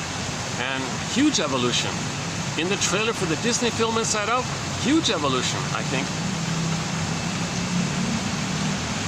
In the trailer, Joy sees sadness at the console. What does Joy do? She enthusiastically does this hooray gesture and say, sadness is in the house. Yes, all right. So we're welcoming the soul. Like Joy is playing double duty. The feelings is part of the soul and the ego, the attitude of the ego of the person. Oh, here he is.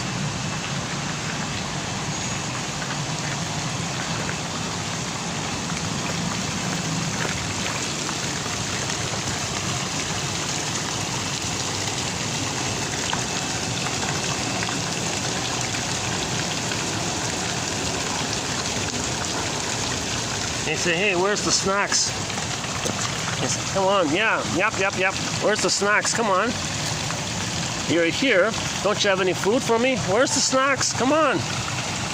Where the nibbles? I'm looking. It didn't fall into the water. You're holding this camera. Is that it? You're standing there. What are you doing standing there? Where's the food? What are you doing? What are you teasing me for? No? Oh, okay.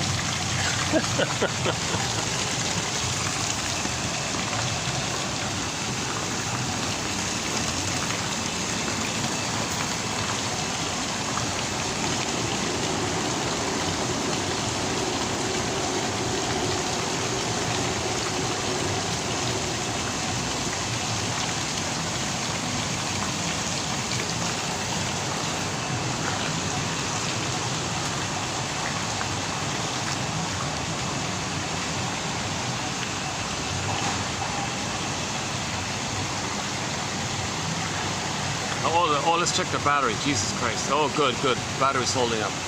I've had a lot of tech issues lately. Oh, here he is again. You see? Well, you know I don't have any food for you, so... But, you're still looking, eh? I heard that when they get food, they sometimes dip it in the water to make it moist, to make it easier to eat something.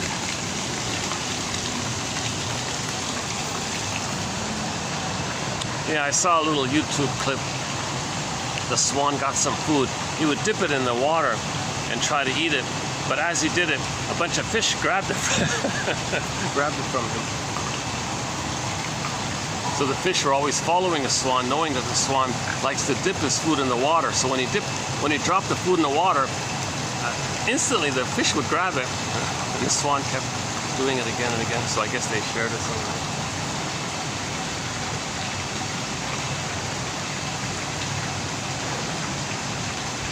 Yeah, there's a lot of fun little pet clips on YouTube now. Yeah.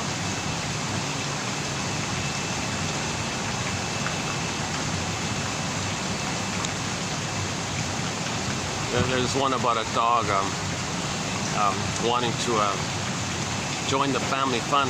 They're on a ski hill, and the adults are skiing down the main hill, and the kids are skiing down like a side hill with their crazy carpets and their toboggans and all this, so they're going up and down like this. And the poor dog, the family dog's at the top, and he's shaking, figuring this out. How he's going to join in? He doesn't have skis to go down with the adults, and the kids are with the toboggans. So he thinks, well, maybe I'll try to join the kids with the toboggans. So you can see the dog like tilting and shaking, trying to figure, how's this going to work here? How am I going to slide down this hill here? I don't have a toboggan. I don't have a crazy carpet. So you can see the dog like tilting and doing all this figuring out kind of thing.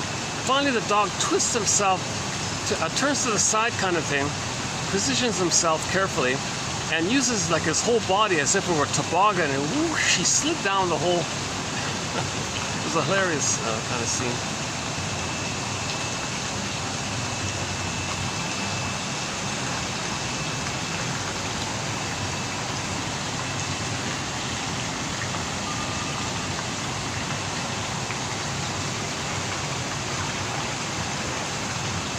Okay, yeah, let's not do the whole stingers and the clingers part.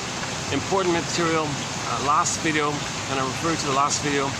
There's a whole body, a whole wealth of information about the stingers and the clingers. Okay,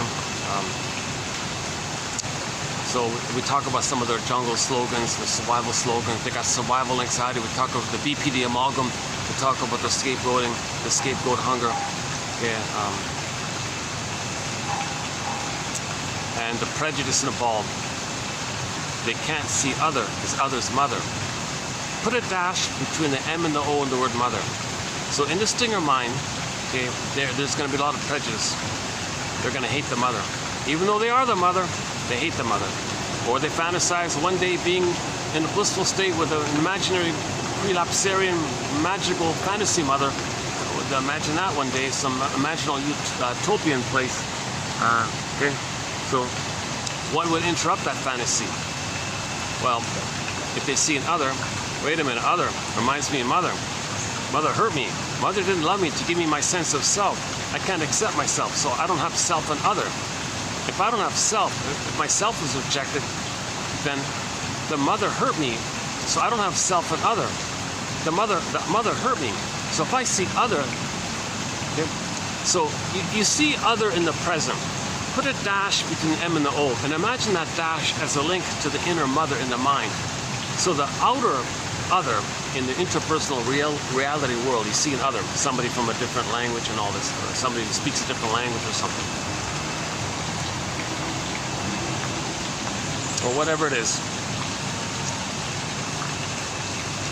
You find some, you make up anything. You make up, even people with this, who all have the same shade of beige tone of skin. They'll say, well, the people at the end of the street, they have something different. Yeah, well, they're at the west side of the street, or at the east side of the street. You just make up something that you can say that's not you, right? Now, they're the other. So you can do it anyway. It doesn't have to be. The point is, if they got to make up some kind of other, okay, to hate the mother. So in any way, they're going to be reminded, in any way, to continue the connection to the mother, they got to hate the other. So the hating the other connects them to the mother in the mind, which they hate. Now the mother and the mind hurt them. So they see the other, they hate the other because they hate the mother and the mind. So in prejudice, they'll hate a lot of people because they think that they were loved, that they have a sense that they got an other. Like sometimes the other looks like they got a self, they were loved, or they're the mother who didn't give them the love, who reminds them of the mother who didn't give them the love to have the self. So either the other is seen as having a self, so there's immense envy there. Well, that's goodness. You got love. You got yourself. Because you're other. If you're the other, that means you got loved and you have a self, and they didn't get the self. So there's a huge envy and hatred of the good if they see them as a self, or they see the other as a reminder of the mother who hurt them. Either way, they're going to hate the other because that interrupts the fantasy that one day in this fantasy they'll be reunited with the perfect breast. In some imaginary paradisical state, and they want to preserve that fantasy that one day they'll be in this utopian Garden of Eden, prelapsarian, paradisical state in their mind. So they'll find others in that same kind of boat like that, and none of them want to see anything a little different from them. So because that interrupts the fantasy, they don't want to see the reality that the mother hurt them. So they want to maintain the fantasy that maybe one day a magical breast from the sky will come, take them back in the time machine. They'll go back in the nursery and be held in mother's arms and get love. They want to keep that fantasy. They don't want that fantasy interrupted. That's so we can call that pathological nostalgia as well, actually. Pathological. Yeah, Yesterday's Quote by Mel Faber. Yeah, Yesterday's Quote by Mel Faber. Very good one, M. Faber.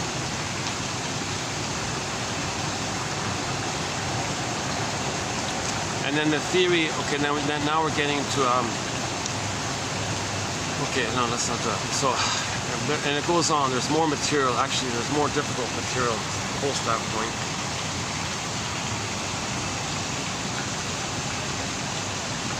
It's hard to cram in all the.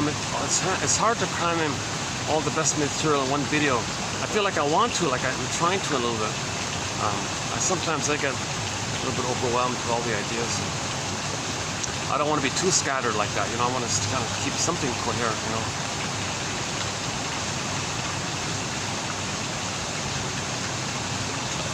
So in the last video, we got the stingers and the clingers.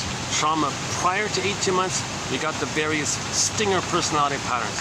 Okay, all the narcissistic patterns. Okay, the cookie cutter exhibitionistic one that we're all familiar with, or most people are familiar with. Okay, the voyeur one, the turtle one, the clinging vine one, etc. The bully pattern we know about. Iago. People don't know much about the Iago. We talked about the Iago one. And then the other ones are kind of out of my zone a little bit. We don't cover those other ones. Like the psychopath, like that guy who said, oh yeah, like once, I'm guessing this is psychopathic when the guy, and what was it? 2009, was that right? Oh, sorry. What is it? Yeah, 2009, is that right? No, 2019. Oh, hang on. What year is it? 2023. Yeah, 2019. Is that right? Anyways, so the thing was going around and all this, and a lot of older people were vulnerable, and it kind of pushed people over the edge, kind of thing, a little nudge over the edge or something. You know what the guy said? There's a huge opportunity. Money can be made by the culling of elderly dependents. Whoa, I have a hard time repeating that. But that, I thought, oh my God, that is the coldest, cruelest, most voraciously cold. Only a psychopath can say that. I was thinking maybe that's an example of a psychopath. Somebody who's so detached. Okay, he never had any warmth from the mother.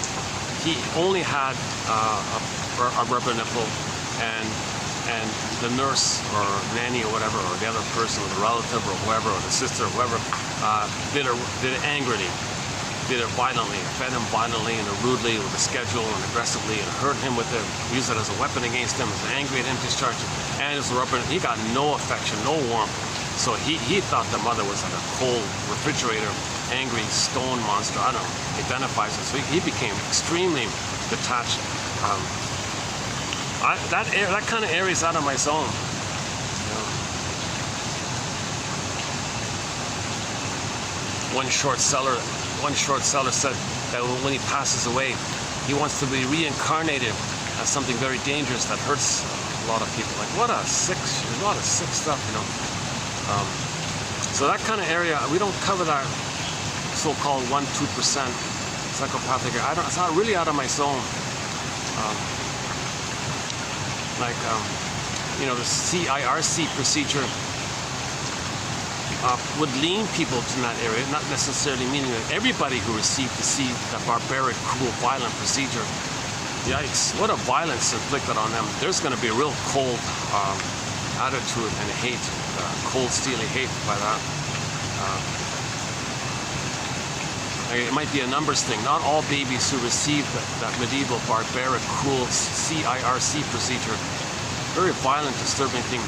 What a betrayal! What a cold, violent betrayal. When the baby comes out of the uterus, the cord's meant to stay. The placenta's meant to stay, meant to be handed to the bosom. Mother holds him in his arms, warm embrace, cord stays, placenta stays. Don't remove the baby, barring extreme medical emergencies. Let the baby find the nipple, latch on, start suckling, skin to skin, nerve line, breast, mother's attuned. Baby mold is like molded in the mother's body. Okay, the milk flows smoothly and slowly according to his suckling. Mother's loving gaze is present, and the paradise is there. Okay, if you remove the baby, take away the cord and the placenta, put him in some other place, and then some other character comes in and inflicts that violent procedure on him. Okay, that's clearly severe trauma. I can easily imagine that there's some shrinks out there who made a link between that and that area. And so, why are you doing this? All in the name of pillage and plunder. We've been hired to plunder and pillage for. We've been enlisted to plunder and pillage, or we want to plunder and pillage, or we're working with others to help us plunder and pillage, or we've been hired to plunder and pillage for others, or whatever it is. So we got to do this in order to do that. So if we traumatize the babies and they create a monster in their mind, then they act like the monster. Then what did the monster? The baby makes an imago of the mother as some kind of cruel, demonic, kind of angry witch, boar queen, guy with the horns, frightening entity. It doesn't matter what form it takes. It can take any kind of form. Okay? Then they got to act like that because that's the mother in their mind. And they say, well, if I'm not going to act like that, then I'm going to be eaten. Either be eaten, like my greed or your greed. So that's a psychology of pillaging and plundering. So they think that monster image plundered their soul, stole their land, stole their psychic house, stole their soul castle, stole their embodiment, their home, their inner home, stole like. So they identify with that. So that's how now you're going to repeat. So when you see land, okay, my mother took my land. Repetition compulsion. Land over there, that's like my soul. So I'm going to steal it because mother stole my land. Now, flip-flop, that land, I'm going to see as the mother who hurt me. I'm going to be myself and control that land. Okay? Next, mother gave me emotional poverty. Stole my resources. Okay, all those people are going to be in poverty to represent my emotional poverty, and they're going to hand over the stuff. Well, as a baby, I had to hand over my stuff to the mother. because the mother used the baby to comfort her. If the mother uses the baby to comfort her, got a lot of serious problems. Mothers are not meant to exploit her power, take advantage of her power to discharge her tension or take out her frustration out, or to brainwash the child or hurt the child. She's got to read the poem called On Children. Okay, Virginia Satir's poem I Am Me, Og Mandino's poem Nature's Greatest Miracle, the book called Babies Are Human Beings. Okay, Le Boyer's book, A Birth Without Violence. Okay, she's got to see the baby as a person with dignity, as a person in their own right, and little people, a little person, human being like that. Not some bundle of, I don't want to repeat what some people refer.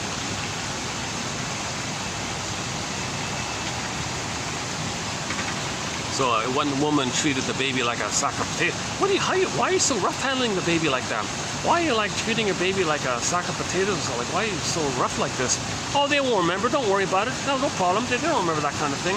You can throw them or even do this or that and push them there like this. And they don't remember. Oh, yes, they do. Yes, they do. Their survival brain is recording all of that. It's remembered.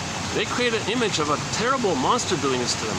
And now he's cursed with this frightening, deep issue here. Then he thinks the world's not a friendly place, so he's got to be the aggressor, because otherwise he'll be aggressed against. Okay, no, not all babies are traumatized. But when babies are traumatized, they have that kind of memory. They project that psychic structure onto everybody. So if they think like that, they think everybody thinks like that. They don't know the more human, they don't understand the more quote-unquote more human side of being human. They didn't get enough love to get there, so it's all strange to them. They see everything according to their template, their traumatic script, their blueprint. Okay, we want to get all babies to have like a normal blueprint, a normal script. Sorry, I'm watching the swan. He's doing some strange kind of stretching, grabbing kind of gesture. Oh, he's poking at leaves. Oh my goodness, well he must be, maybe they missed his feeding or something.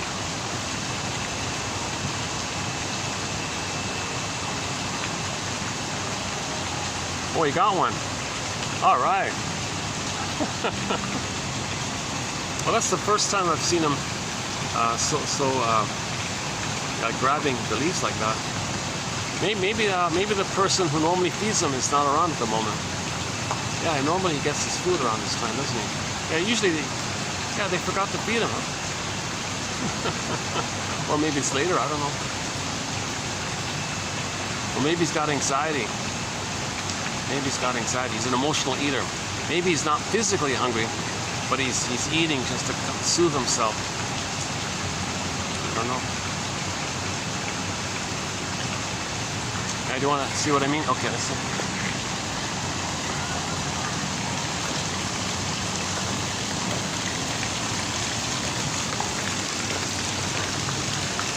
But he's definitely a very pampered swan. He gets. But this is the first time I've seen him do this. What are you doing, swan? Well, why are you why are you jumping up to grab the leaves?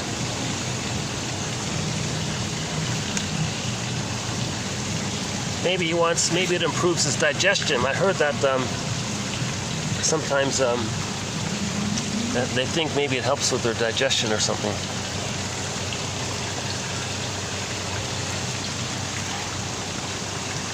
There he is.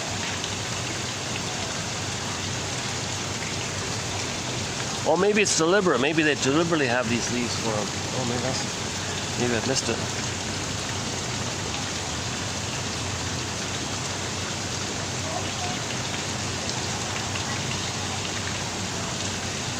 All right.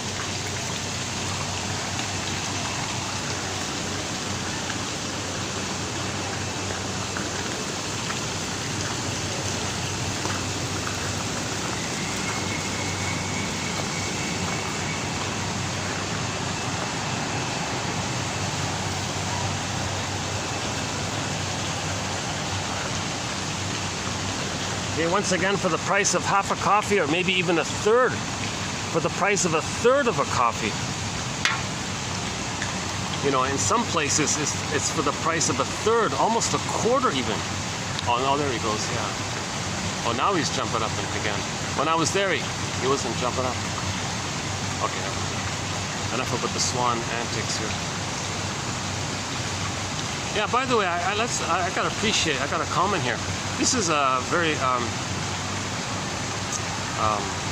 respected place here. This place is very much valued and respected by a lot of people.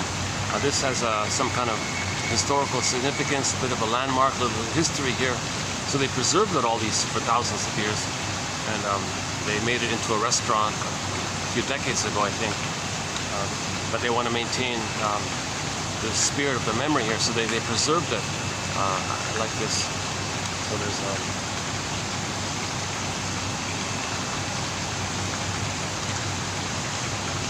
I still don't know the full story, but it's a bit of a landmark, a bit of a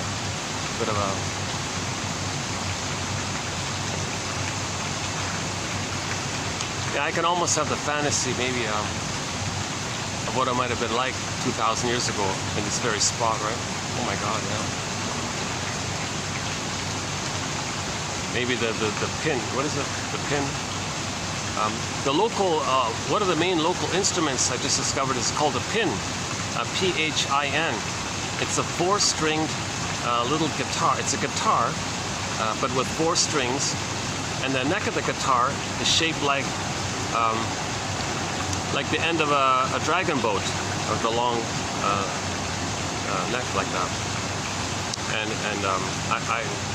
I heard the electric version of it. I forgot the guy's name. Kun Naren? Oh, is that right? Kun Naren? Kun something. I forgot the guy's name. I just discovered a Kun Naren and the Electric Fin Band. The Electric P-H-I-N band. You can see the guy playing. It's got a great sound. What an amazing kind of everyone describes it like a psychedelic, one of those kind of sounds, like a 60s kind of sound. It's a great sound, yeah. So I can imagine like an acoustic of it.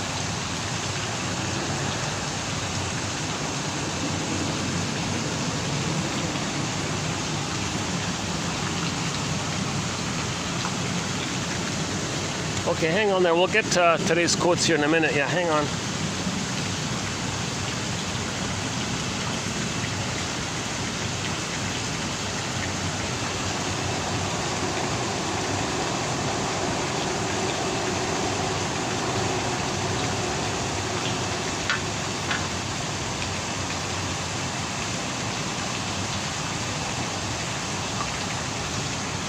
So in yesterday's video we talked about if the stingers get together, what's going on when 2 stingers get together, either as buddies or as in a marriage couple, and this huge need to scapegoat one of the children or someone else, okay, because they can't make an I statement, they can't be vulnerable, they can't free associate. So a lot of tension, a lot of pain, because they're not feeling pain, tension, blowing off steam. Okay? And so they do a thing called taking turns playing big shot. Yeah, you play big shot, you get a turn playing big shot, I get a turn playing big shot. Now, but before they do that, they got to identify a third. So all their anger goes to the third. That's the emotional triangle Murray Bowen talks about. Then after they discharge their tension, feel a little better. Okay, you play big shot, I play big shot. It's kind of like, you know, I'm wondering, like, it's kind of like maybe like when cats like play with each other, like they don't hurt each other, but they almost like practicing like their predator, like hunting skills, so they jump at each other and they wrestle with each other, and they don't hurt each other, but they're like just practicing a little bit. I was thinking, oh my God, is that what they think they're doing? Yeah, you practice playing a predator. I get a term. All a real will go to the maybe something like analogous, not exactly. Maybe something in terms of the attitude of survival. So the cats. The predator, the cats, you know, they do that because they're in a survival kind of place, right? They don't have a consciousness. They don't have an awareness of their uniqueness, which they express. Although we see they're unique, but they're not aware of it. But we're aware of it. It's a huge difference like that. So that's why we want to be aware of our uniqueness. Then we love life and its pleasure and the meaningful and more quote-unquote more human side of being human. And it took us all this time to get to this place. We're going to traumatize the baby and take him back like that? Like in the medieval came, like, Jesus Christ. So babies are not meant to be traumatized. Gotta get that message across. Babies have certain needs. They need paradise in uterus, natural birth, laboyer, Klaus and Kennel, lotus, proper position, whole body material. Blissful oneness from birth to 4 to 5 months. Okay, 4 to 5 months to 18 months. Okay, he's got needs there. Okay, 18 months to 36 months, another set of needs. So 5 stages. This umbrella is called a secure attachment style with different needs like that. So mothers are meant to provide, for sure, paradise in uterus, natural birth. She can do everything she can to prepare for it. She can, for example, make sure no midwife, no doula, no gynecologist. You don't remove the baby. No. You leave the cord, hand the baby to me. Doctor, is it a medical emergency? You got to sever the cord and take him away from me. I got to put him on a scale. No, I don't need the scale. No, procedure, bureaucracy. No, I got to put on a scale. It's a hospital policy. No, I don't care about the weight. I don't want you to traumatize my baby and freeze his soul just for some bureaucracy. Well, it's part of the plunder system. We want your baby to be traumatized, so it's easy to use him to pillage and plunder, because he'll create an image in the mind of an aggressive image, and he'll think he's got to act like that, and then he'll see others as innocent, and he'll treat others badly the way he believes mother treating. Well, I don't want my baby to have that experience. So no, don't put him on a scale. Don't remove the cord. Leave the placenta. Hand him to me. Sorry, hospital procedure. No. Blow the whistle. Husband, get in here. Stop him. Husband, no, don't you dare sever the cord. You hand the baby. Better yet, I'm going to take it over here. Thanks very much. Get out of here. We don't need you. You did your job. Thanks a lot. Get out of here. So you got to prevent this trauma. So the baby's got to be handed. If there's something the father can do, maybe in the delivery room, it can be that. If there's no serious, clear-cut danger like this, yeah, disclaimer, I'm not a doctor. Oh. That's something the father can do. Make sure the cord stays, the placenta stays. Leave it all there. Skin to skin. Leave the smells. Leave it all there. The room is warm. The room is warm. Not too bright. No loud noises. Avoid the procedures if possible. Mother shouldn't take pills and meds and things, because that goes to the baby's brain. Things are whacked in the baby's brain. So the father can intervene and say, no, don't you dare. You put those instruments away here. I'll take it from here. Hi, baby. Welcome to this world. I'm going to hand you to your mother. Here you go, mother. Here's our baby. And place him in the front. He'll look for the nipple. Cord's still there. Placenta's still inside. Cord's there. Okay. He's kind of placed on the front.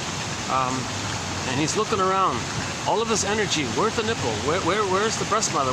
He's got to maintain the blissful oneness. He has this innate expectation, a great natural expectation, an innate expectation that the mother will be there for him.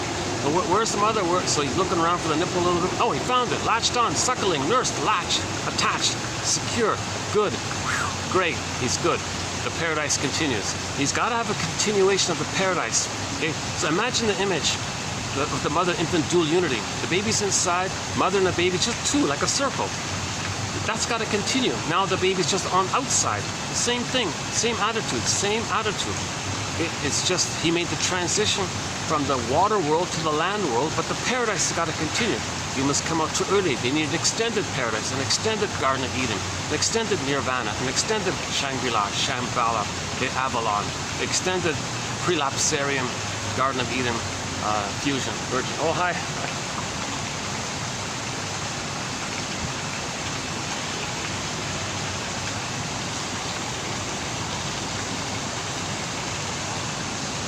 Oh yeah, I was worried about her. I haven't seen that one in a while. One of the regular staff here, very friendly.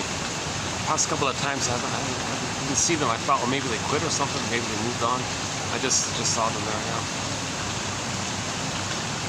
Oh, nice team. Really nice team here. They really. Yeah, I met the manager. Really smart. Really a smart cookie. She like lived all around the world in her lifetime. They lived in different countries all around the world, worked all over the place, and then finally decided to come to her hometown here. So she's fluent and fluent English speaker and all this. Very worldly, very wisely, worldly kind of smart kind of cookie, So she's smart. She's pretty smart. So she knows how to choose the staff and all this. And yeah, they got a really good team here. They got a good team here. I can see the waiters really, she's got an all-star staff here. She's got an all-star waiter, waitress staff here. Like the waiters really polite and really presentable characters, nice guys and all this. There's no infantile antics. They're not goofing off. They're not doing this. They're a mature crowd. It's a mature crowd here. Even the young guys, they're kind of mature, yeah.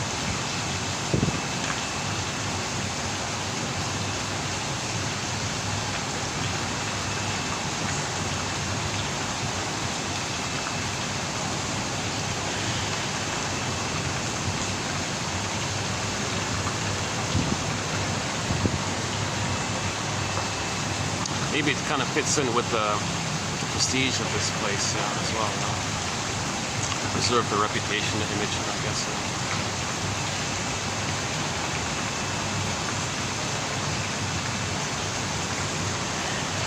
It's a valuable little location because there aren't many parks around. I gotta take the SkyTrain to get to the nearest little park, and it's jammed with people. My goodness! And the next park is like way down there. Yikes! So not too many green space, parky kind of places. So this place is a little bit manageable. It still takes me a while to get here, but I can get here, nonetheless. Okay, enough about my logistics. Okay, let's just, can I just refer you to the last video for a further discussion about the stingers and the clingers and all that's going on with the stingers and the BPD amalgam and the house of mirrors and the flip-flopping and then being the mother and then fighting with this whole area and whole area of making excuses and slogans. Okay, and then the pillaging of pondering is a little bit in there, and the prejudice is in there. Yeah, let's. I feel like I just covered it yesterday, so let's just launch into today's quotes. How's that? So today we'll be doing 2831.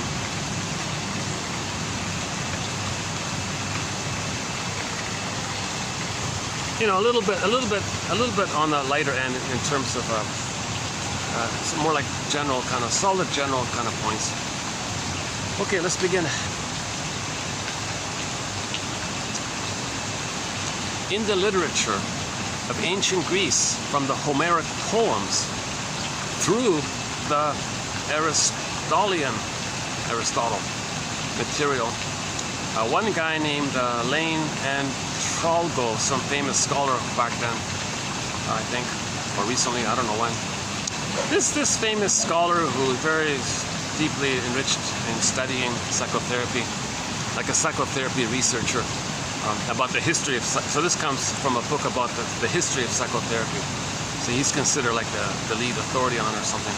Yeah. So this lead authority guy on the history of psychotherapy, he was wondering.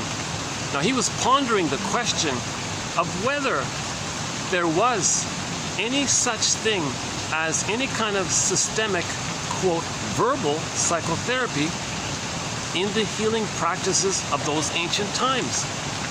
Like, was there any kind of talking cure back then? Was there any kind of like some kind of deliberate kind of conscious intention that words can be healing and narrative medicine can be healing? Was that the case? So using the phrase, quote, the therapy of the word, he found, yes, considerable evidence of the ancient world's versions of our perennial human efforts to influence the minds of our fellows through psychic mental means in the interest of curing or ameliorating a wide variety of human ailments. So long before some physicians in the 19th century began to be designated as shrinks or psychiatrists. Okay, psyche means soul. Okay, iatros means healer. So iatros So in psychiatrist, the second part of that word psychiatrist, the iatros comes from iatros. Iatros means healer. Iatros, so soul healer. So before we said shrinks, or before we said psychiatrists, before that phrase came along, okay, we called them soul healers or soul doctors or physicians of the soul. There were philosophers back then, before this time, before the 19th century. We called these people, there were people around, they were called doctors of the soul doctors, physicians of the soul, etc. So it did exist. So this idea of consciously trying to heal our souls has been around a long, long time. Okay? Confucius is a good example. Lao Tzu is a good example. Okay? And all the ancient African spiritual traditions, and all the playwrights and all the storytellers, and all the poets and literature people like Ibsen and Goethe. So it's been a know thyself long effort. It's been a continuous effort to heal our souls. This has been an ongoing effort on our end to know ourselves, to heal ourselves. We're constantly trying to heal the man in the mirror because we're wounded, we're traumatized. We became a traumatized version of ourselves 10,000 years ago, and then we're in the process of trying to heal ourselves. And Freud gave it a huge boost back in 1890 or whatever it is. Interpretation is the act. The treatment alliance. Interpretation is the act of offering meaning. So in the therapy of the word or narrative medicine, interpretations are involved. Interpretation is the act of offering meaning, significance, or understanding to another person or to yourself. While an interpretation is put forward, whether an interpretation is put forward with either certainty or tentativeness, it can be viewed as a hypothesis. So interpretations are always considered to be hypotheses, invitations for mutual exploration, clues, hypotheses, guesstimates. We're trying to be detective. We're brainstorming here. It seems to me, perhaps, I wonder, you said this, you complained about this, and you told me about that, and maybe that's why you're doing this now.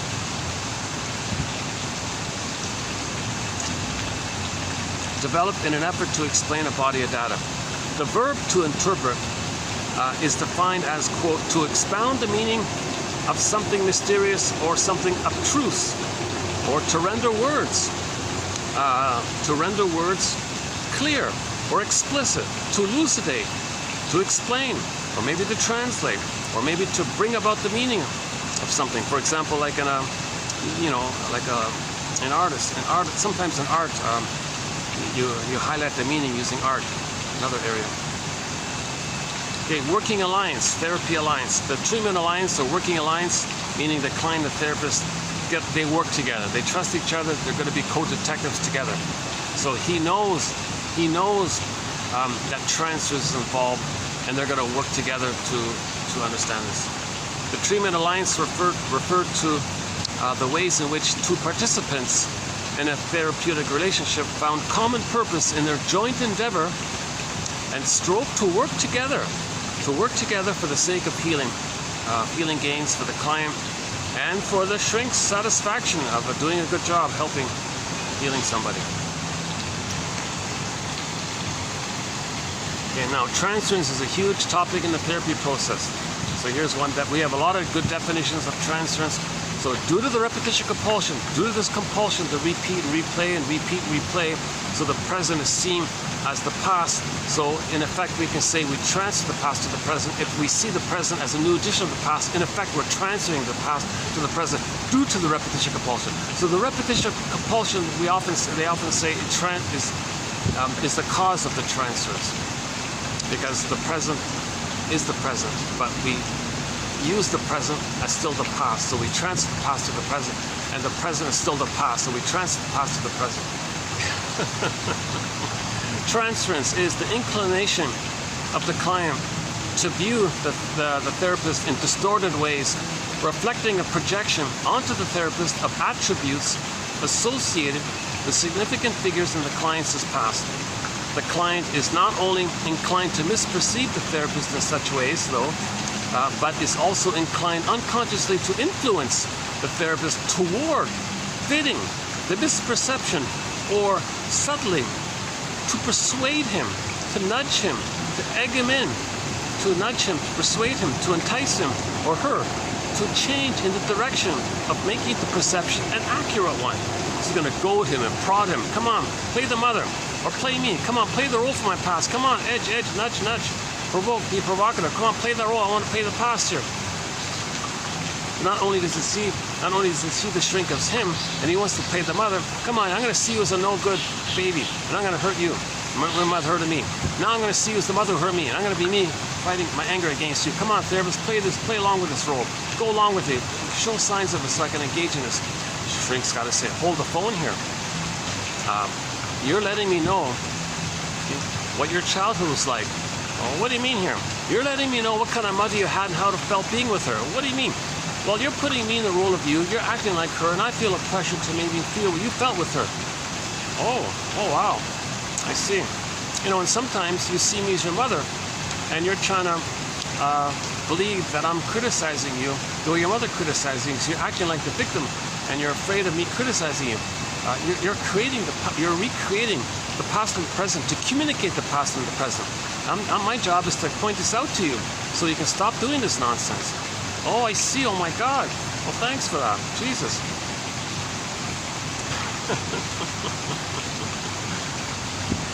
Okay, so this is called like goading and prodding, also called projective identification, enticing, provoking, or persuasion. Such persuasion has led to many a transference and counter-transference dilemma. So when the shrink is provoked to fit the script of the client's past, then he's engaged in what's called counter-transference, where he took the bait and he's going to play the role. So he got sucked in, so to speak. He didn't interpret. He's supposed to interpret and bring it to your awareness, not get sucked in and play that thing. And plus, the shrink is not supposed to feel enticed somehow. Oh, okay, well, you're being so difficult. I'm going to see you as my difficult mother. Now he's caught up in the folie douce. You're my difficult mother. You know, you're my difficult mother. Now you're both fighting with each other. So the shrink's not supposed to engage in the folie douce with the client. And in many other instances, it has only been the experience and skill and sensitivity of the therapist that has prevented such persuasive efforts on the part of the client from being successful and thus disastrous to the treatment enterprise. So once the therapist falls for it, therapy's over. It doesn't work unless he points it out and apologize. I'm sorry, I felt the pressure, and you know, my childhood stuff came up, and I want to replay my childhood with you. So I saw you to proxy me, and I shamed you. Remember showing me? I'm sorry, because I'm sorry. The shrink has to apologize if he tried to replay his past. So the shrink has to have been analyzed himself. That's the basic 101 requirement to be a shrink, that he's done all that stuff with himself, so he won't fall into the need to do it. If he did it already with someone else, he won't use the client as a therapist to do it with the client. Now, a lot of PhD in psychology people, they don't do analysis, so they engage in that. So we'll get to the final quote. The final quote's about that one. In fact, it might be said that the concept of transference and its analysis and treatment are crucially useful countermeasures. Yeah, so the analysis, that's the healing. That's what stops all this. You interpret it. That stops all this. Make the person aware, then he doesn't repeat. If you're not aware, he repeats. Make it aware, he stops repeating. To deal with these potentially harmful persuasions, quote unquote. Further, the lessons learned from investigating and understanding such efforts at persuasion have been, often enough, among the most valuable gains in the therapeutic endeavor. Oh, hey buddy. Oh, this cat's very hard to, I've never been able to,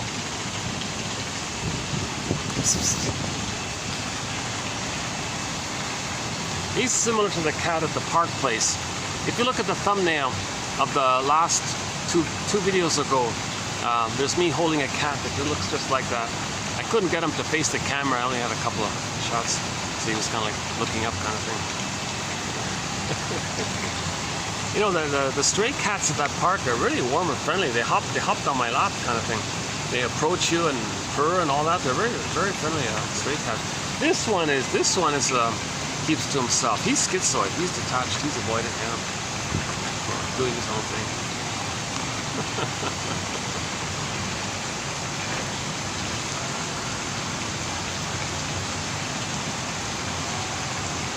Okay, that's not a bad quote by transference. This comes from a book on the history of psychotherapy by Mr. Jackson here. A new book, I never heard of it before. So maybe we'll have more quotes from Mr. Jackson in the future. Okay, next one here. As pathogenic conflicts or traumatic experiences are recovered, either as transference responses or as memories, the affects associated with them are likewise re-experienced in the current analytic situation. This discharge of quote-unquote strangulated affect, like imagine that your emotions are like strangled like that, your emotions, like the baby's crying and screaming, it's frozen, sometimes they call that freezing, like I don't use that expression, but some of these shrinks use this phrase. I've always avoided it. It's the first time I'm using it by Mr. Dewald here, Paul Dewald. So I thought, okay, I've seen it so many times, let's start to include it here. So sometimes the emotions are quote-unquote like that. So they're bound up, they're twisted up. Means they're twisted up, they're bound up, they're frozen, they can't flow, they can't be free. So that's another way of saying it. The emotions freeze, or they twist and they can't flow. Then it goes in the body, you got a psychosomatic symptom. So psychosomatic symptoms are strangulated affect into the symptom. Okay, once again, capex, baby's crying and screaming. It's over. You see it. It's relational. Baby to mother. So that's the normal state of affairs. Baby crying and screaming, in pain, mother, I'm enraged at you, I'm scared of you, I'm enraged, I'm in pain. Come on, mother, change your ways here. Screaming, crying. Okay, mother, whatever reason, old cunning tail, gaslights the baby. Where does his feelings go? If the mother ignores him, gives him the cold shoulder, gives him the plastic bottle. I don't want the plastic bottle, I want a loving mother present. I don't want this plastic bottle, I'm not physically hungry, what are you doing? What does he do with that if he's smothered like that? Okay, his rage and feelings gotta go somewhere, so they go in. They go in now. Now they're going inward, they go to some organ somewhere.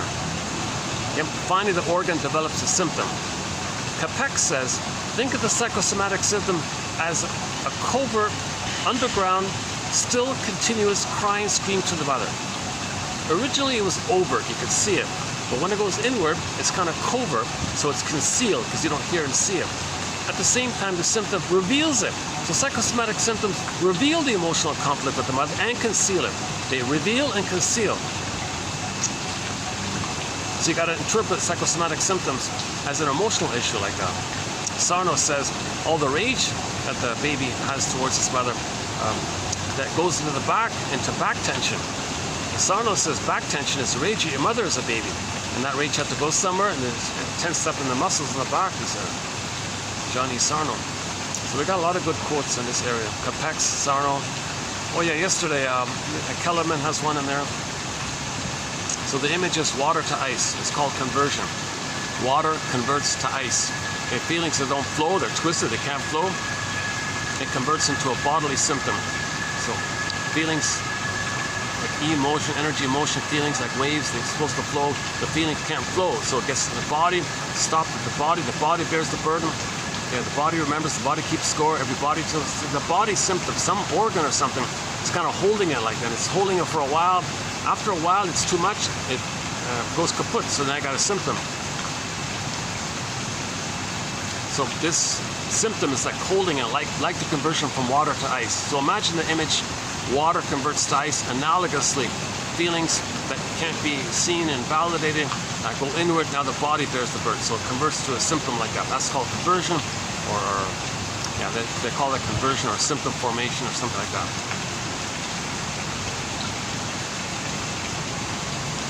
Sarno has the added point that when people get a psychosomatic symptom, they just said, oh, okay, well, this gives me an opportunity to continue to ignore the emotional issue, because now I have something to put my attention on. I'll just focus on the symptom.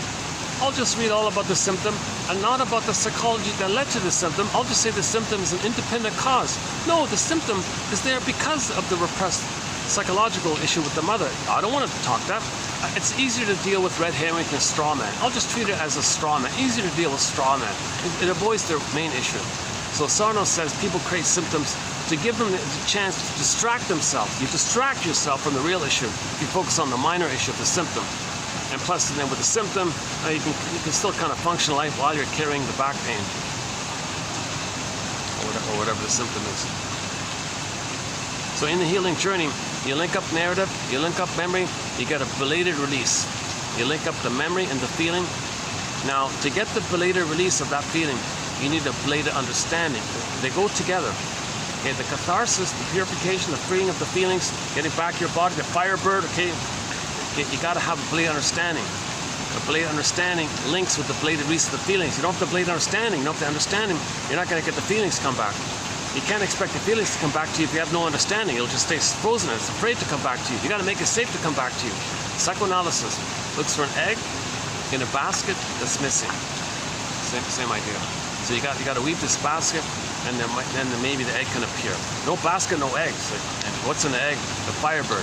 To ride the firebird, that's called emotional feelings. So you want that belated release of your feelings. So the feelings are frozen.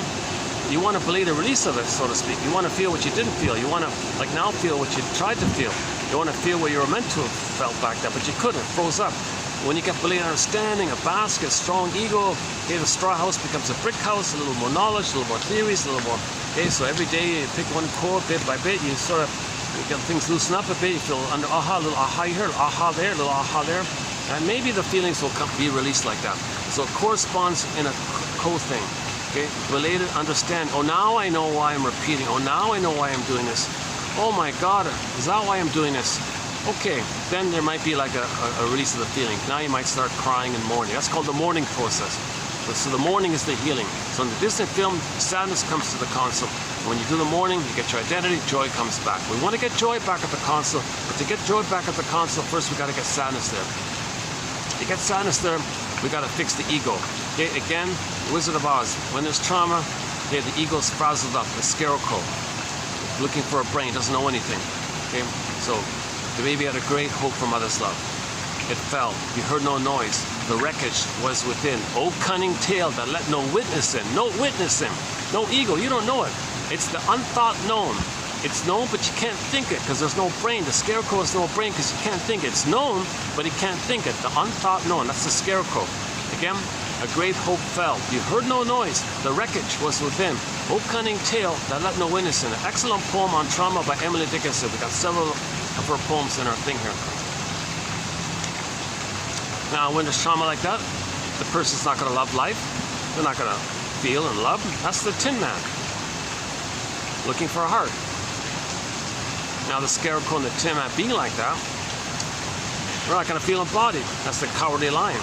Okay, the fairy tale. So Dorothy's a part of the mind, part of the system, part of the psyche that's trying to line things up. So Dorothy's trying to line up mind, heart, body, trying to line it up like that. Or we can say, kind of be like Dorothy and realize that if you feel disembodied and you're not loving life, everything's love or a cry for love. Tin Man, not loving life, no heart there, not loving love. You can't love. You feel empty and steely and cold and not loving life. Well, first things first. First things first. What you can do is help the scarecrow. The scarecrow is the cognitive part, the brain part. You can help the scarecrow develop the ego, strengthen the ego. And that's kind of like getting knowledge and theories and quotes and every day reading a quote. That's like helping the scarecrow. So imagine Dorothy hanging out with the scarecrow. Well, let me fix your little straws there. And, oh, the wind is coming. No, I gotta fix your straw. Let's add some more straws here. Let's firm you up a little bit. Let's tie some more there. Let's fix. Geez, let's add some extra bamboo pieces here. Let's firm this up here, and maybe we can start with some. So now we cross over to the children's story. We want the straw house to become a brick house, a firm ego. That's so you got to get a firm ego, and then the other parts, the feelings and the embodiment. That's what nature does. That happens on their own accord. So we don't control that kind of thing. The only thing we can do is work towards being a detective, psychological detective, existential detective, emotional detective. that kind of area.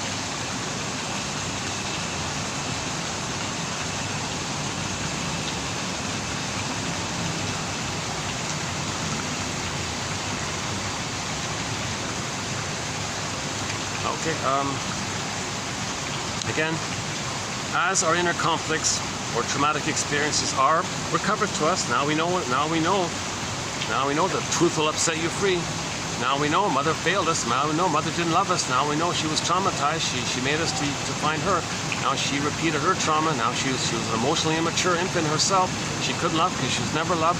Now we know some of these kind of truthful things, either by the interpretations or by memories are now coming up after you free associate. See, when you free associate, this kind of stuff comes up, right?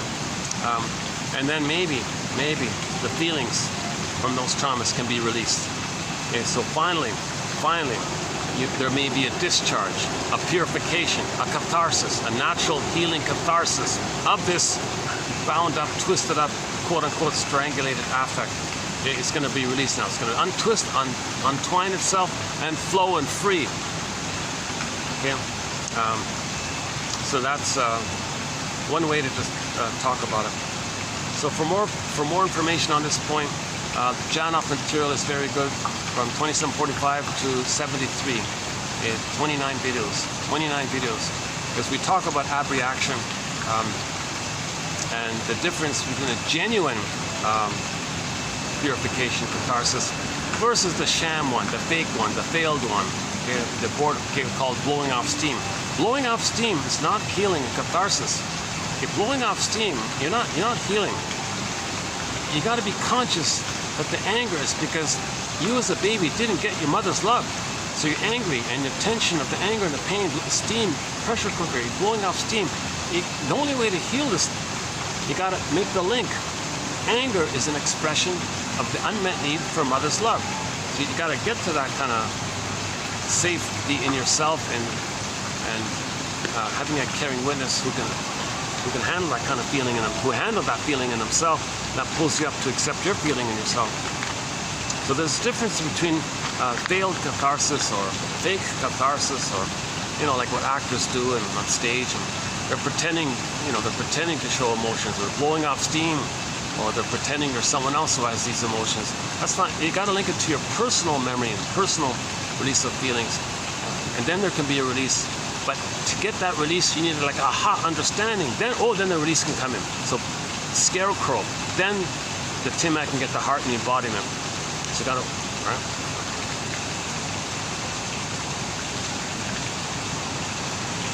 Oh, another one on transference. Okay. A very common use of the transference is the client's projection onto the therapist of the client's psychic structure. The underappreciated point is, so when we say transfer, you might project something about yourself, like an element, like a thought, a belief, a feeling, or something. What about the whole mind? If the mind is based on the paranoid schizoid structure, you may project your whole paranoid schizoid, melanic client, paranoid schizoid versus depressive. And the paranoid schizoid is splitting either or like that, and there's no sense of self. So if your mind is like in the paranoid schizoid mind, you think others have the paranoid schizoid mind, but no, others may have the depressive mind or a healthier mind. The more ambivalent one, they see the third side of the coin. But in the paranoid schizoid, either or, just split either or. So you think others have either or. So that's the problem, because people with the either or thinking, they're going to project that onto everybody and think everybody is like that. So that's why the short seller said, well, my greed or your greed, either or. If I'm not greedy, my mother's going to eat me. And you're my mother, so you're going to eat me. My greed or your greed. This is sick. This is perverse thinking. So when people have this paranoid schizoid mind, they're going to see others having that mind, and others don't have. So I remember some indigenous people saying, there's a song, was it Eastern Owl? A band called Eastern Owl? Indian Act? Another song? Or was it Kaylin Johnson? One of the indigenous people, I remember in one of their lyrics in the song, I forgot which one, she said, you pillagers and plunderers, you gotta understand, we don't think like you. We don't have this either or. We love nature and things, and we sing and dance and things. And, we hold our babies and love our babies, and we want our feelings to be there. Like we're like in that area here, and it took us 100,000 years to preserve this kind of normal thing. You guys are way traumatized back in Europe. Like you treat your baby so badly, and you have this kind of mind, the paranoid schizoid mind. We have the depressive mind or the healthy mind. So we don't think kind of like you, but you think we think like you. So you're afraid of us because you think we're you. No, we're not you. We're nice to you. We helped you here. And we helped you to survive the winter. We fed you and clothed you, and we're nice to you. You hurt us. There were 70 million on Turtle Island, and you destroyed.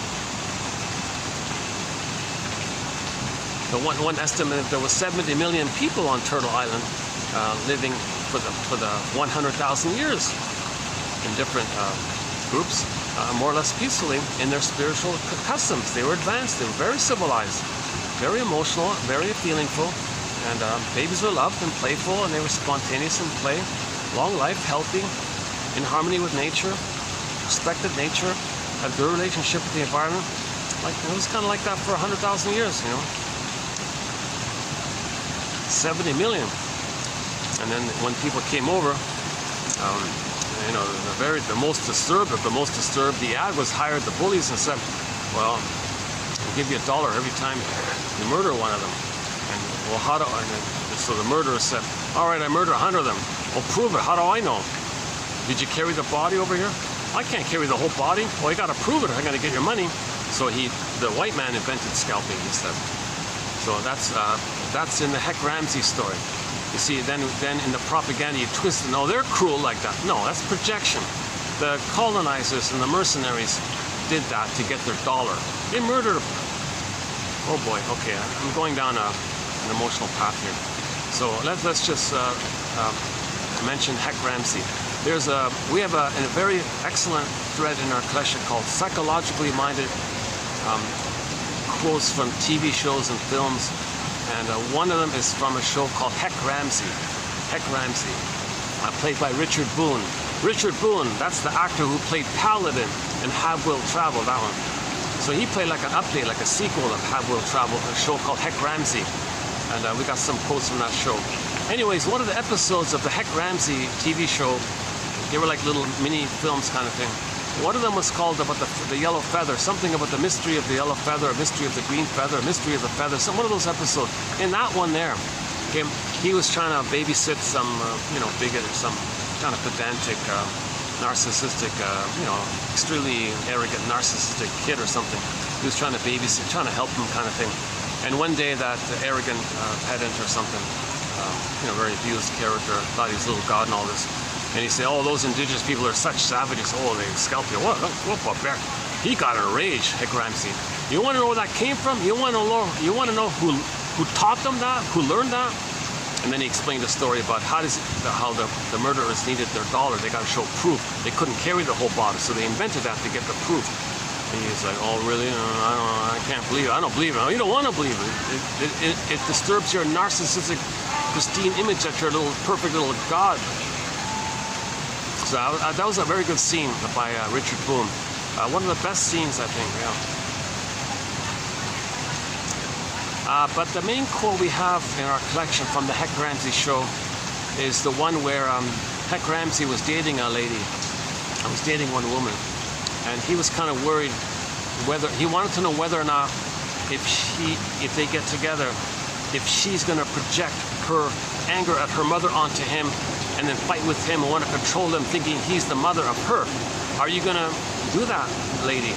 Because I don't want that. I'm kind of older now, and I don't want to play the role of your mother who hurt you, and you're going to control me and get out your rage on your mother on you. That's very dangerous. I don't like that.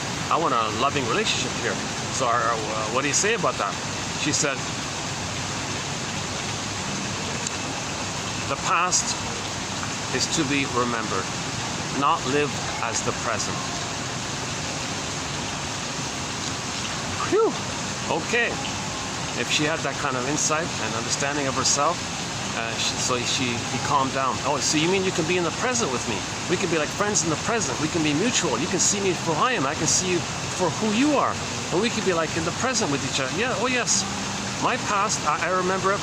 I don't live the present as the past.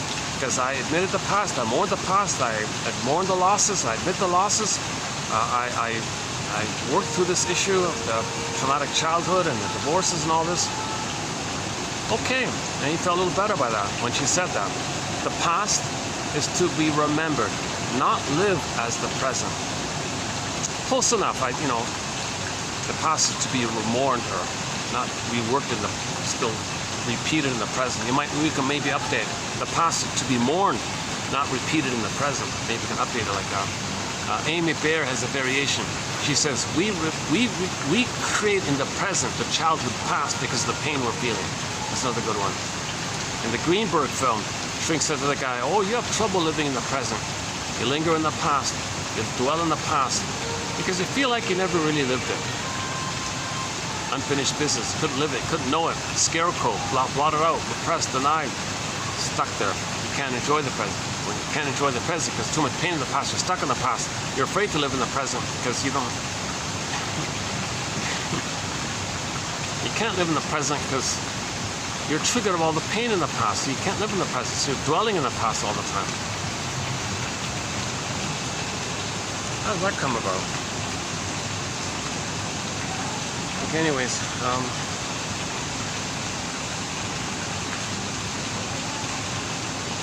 what was it again? A very common use of the transference is the client's projection onto the therapist of the client's psychic structure. Oh, that's there it is there.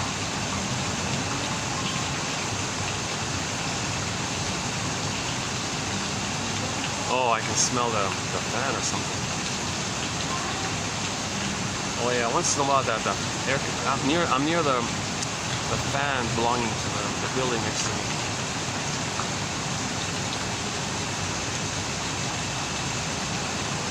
Okay, as therapist and client accept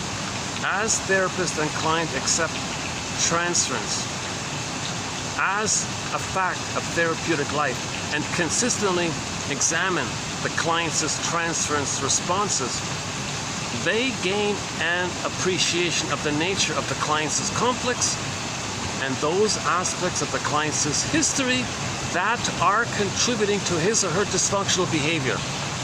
Working alliance. Now they get a working alliance. He now understands that his transferring the past to the present, that's contributing to his dysfunctional behavior in his life. So that awareness creates the alliance kind of thing. Although transference reactions are always traceable to childhood, there is not always a simple one-to-one correspondence between the past and the present. Frequently, there can be a compensatory fantasy to make up for what was lacking in childhood. In effect, the client fantasizes that the therapist is somebody that a parent should have been. So one variation is, I should have had a loving parent. You're the loving parent. Whoa. So he transferred the need for a parent, but the parent was hurtful. Well, I'll twist and have a fantasy, and I'll compensate. I'll do transference and compensation fantasy and give you both. You're my bad parent? No, I'll fantasize you're the good parent.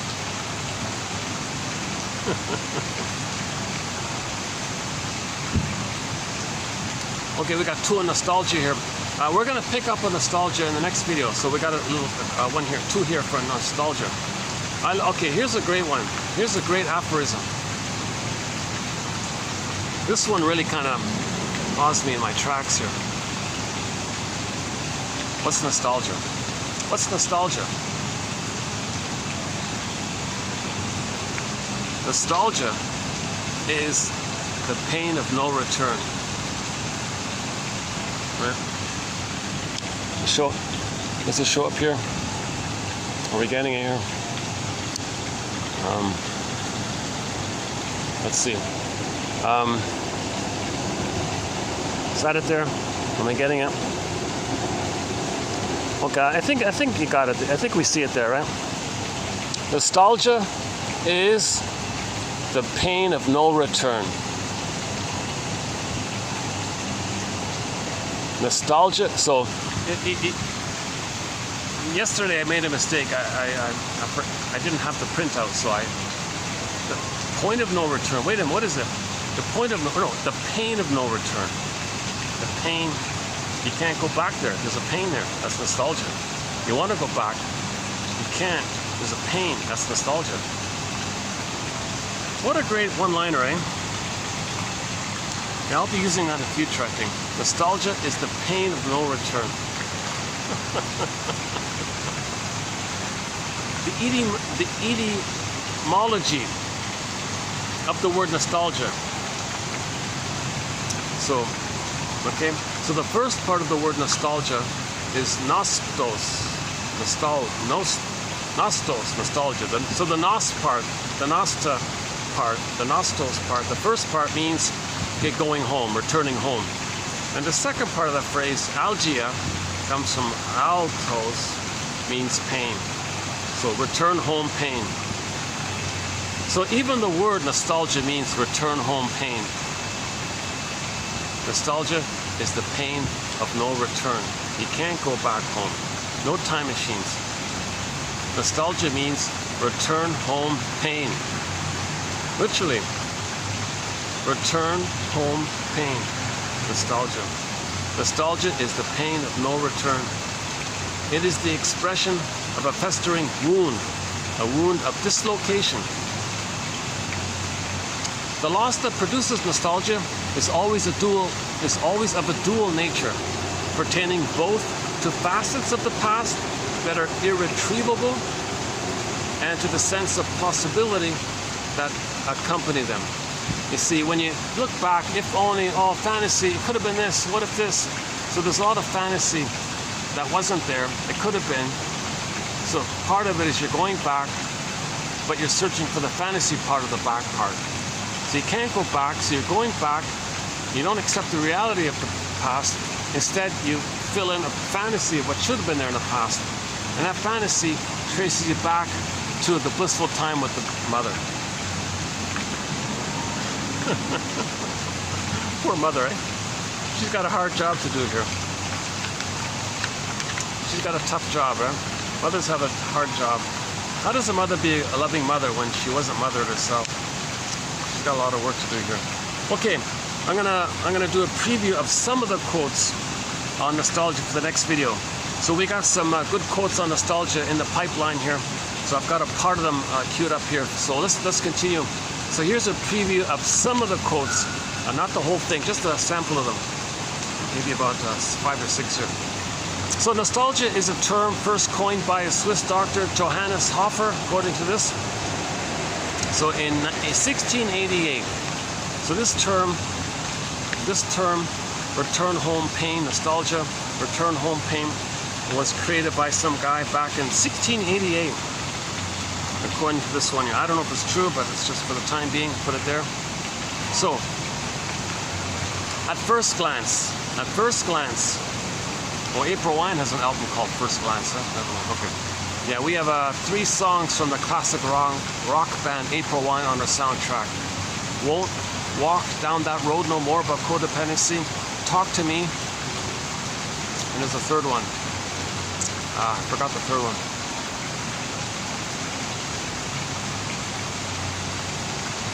Okay, anyways, those are 2 good ones, yeah. At first glance, nostalgia, I'll talk about nostalgia, thinking about April Wine, yeah, okay. At first glance, nostalgia is a longing for a place, but actually, it is a yearning for a different time. The time of our childhood, the slower rhythms of our dreams. In a broader sense, nostalgia is rebellion against the modern idea of time. The modern idea of time, the adult, mature idea of time. A rebellion against that.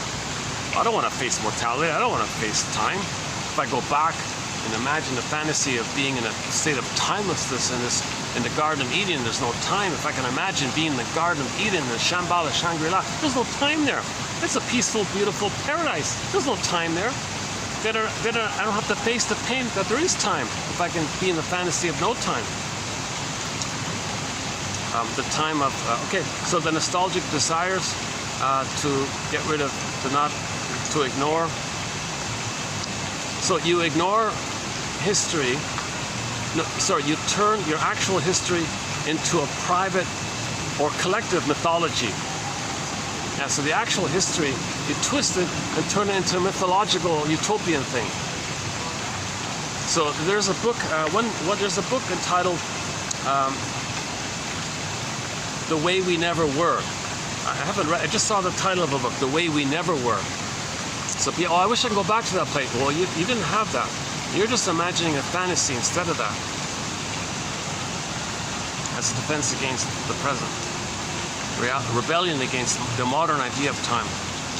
Refusing to surrender to the irreversibility of time that plagues the human condition. It's the human condition. So no human wants to face mortality. No, most people don't want to admit that they're getting older. Okay, people are running to plastic surgeons. Make me look young all the time. I don't want to admit mortality. I don't want to getting older. Midlife, oh, just give me a sports car. Let me distract myself.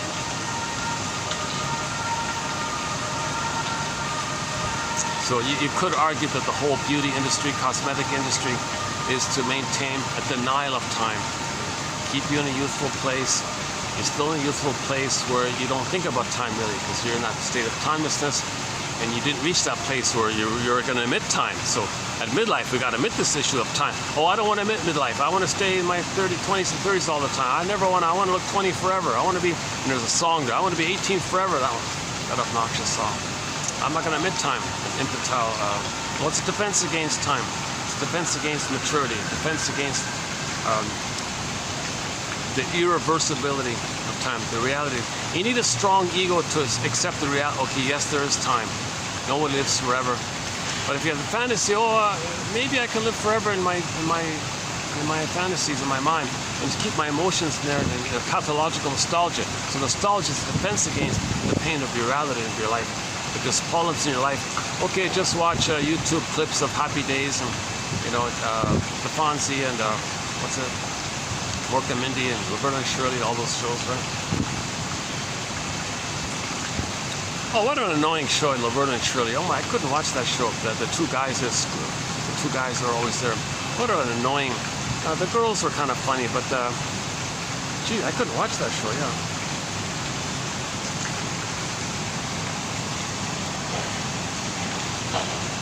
But she was kind of she had her moments, the Penny Marshall actress, right? Penny Marshall, yeah. She had to Fonz fix the morgue. In one nostalgia clip, they did a scene of characters from 3 sitcoms and made one scene. So Fonz from Happy Days, Mork from the Mork and Mindy, and Laverne from the Laverne and Shirley show. And you took those 3, Fonz, Mork, Laverne, in one little scene. And Fonz wanted to help the Mork in the dating world. So Fonz said to Laverne, oh, help him out here. He doesn't know much about dating. Be nice to him. Give him a chance. Give him some experience. All right, fine for you, Fonz. I'll do what you want. So now you see the scene of Mork trying to get along with Laverne. And Laverne's freaking out here. What is this guy here? Oh, my God. And Mork felt sad. He didn't know how to get along with her. He was upset, he was triggered, he was sad, he was stressed. He regressed to the fetus position and was crouching up, sucking his thumb. And then Laverne said, oh no, don't do that, you'll damage your teeth. So back up. Okay, so let's go. In yesterday's video, we talked about anxiety with the oral trauma and the gaping teeth. It might be from that or the baby teeth. Let's repeat that one. Well, why did that come up here? Hold on a second. Nostalgia. April wine. Okay, next one. How can one be homesick for a home that one never had? Good question. Because when you're looking back at the home, you're not really seeing it for what it is. You're seeing what it could have been, what it should have been, the if only in all this, right? And he dreamed of repairing his longing with a final belonging. The danger of nostalgia is that it tends to confuse the actual home with the imaginary one. You're not seeing the reality of that home. You're creating an imaginary version of the past, and you're indulging in that fantasy now. And this is problematic because unreflected nostalgia can breed disturbing characters, she said. Yet the sentiment itself, the mourning of displacement and temporal irreversibility, is at the very core of the modern condition.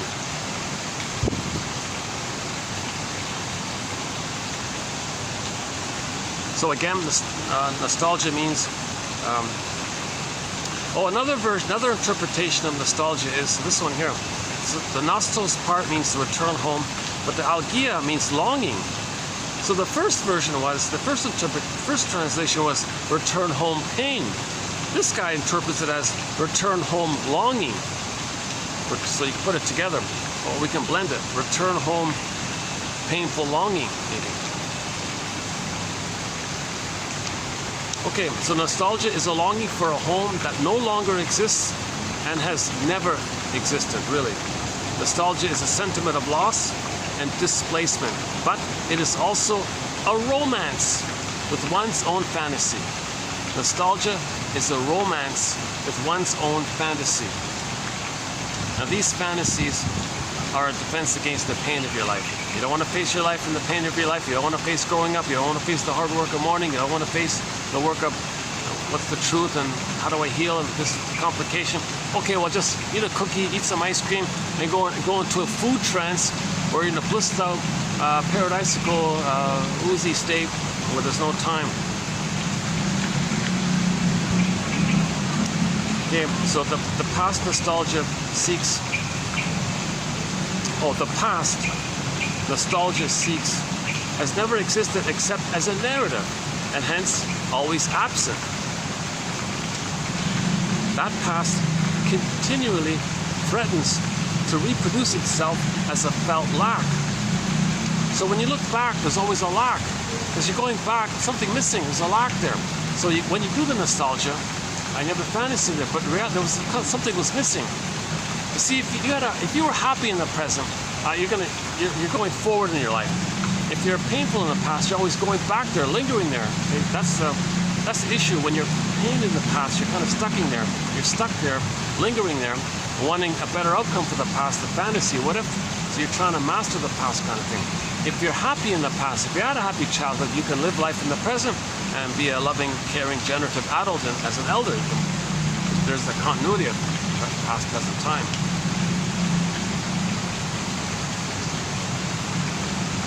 So yeah, so there's lack of closure, lack of mourning, things are incomplete, etc. Nostalgia is a legitimate reaction to loss, but when it no longer leaves space for any future, there's your problem. So if your reaction to loss doesn't allow you any kind of future, there's a problem. These clients cannot accept the present because they feel they would lose their loved ones forever. So a lot of people say, I can't accept the present because that feels like I'm saying goodbye to the people in my past. I don't want to lose them. I can't mourn them. I need them. I can't face the pain of losing them. So in my mind, they're always there. So I can't really enjoy the present. I want to be loyal to them in the past. That's part of it.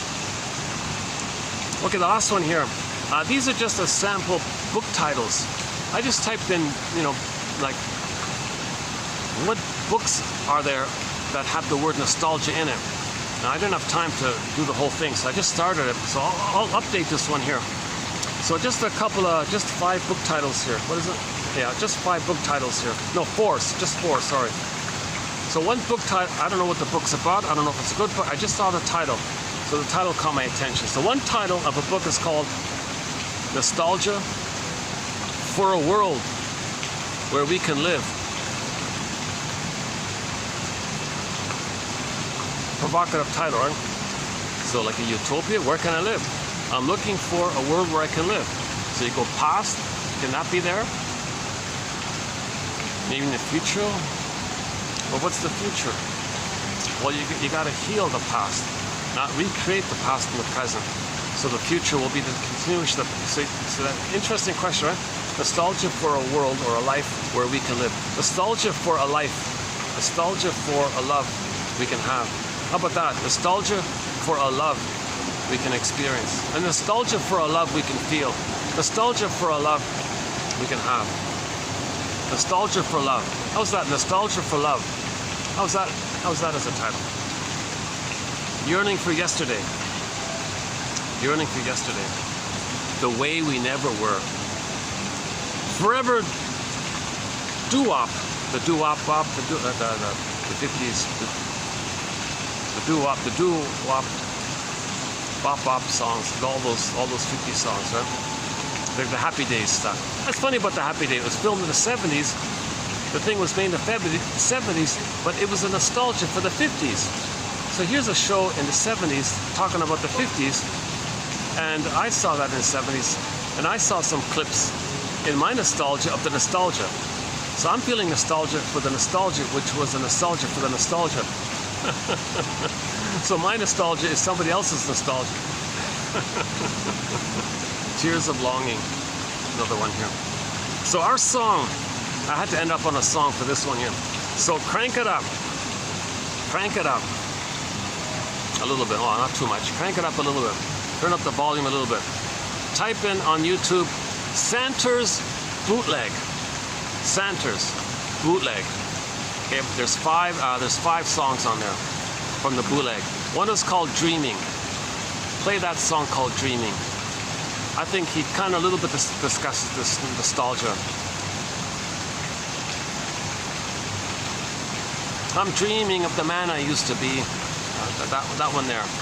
It's a ballad. It's a slow rock song. I like that live version actually. The studio is good as well, but I kind of like that live one. Yeah, while you're there, The Rapper is a song about the Don Juan syndrome. It's a good rock song, Don Juan. So Santer's is a band. Talk about nostalgia. Santer's is a rock band from the 80s. I think 4 albums. They put out 4 albums.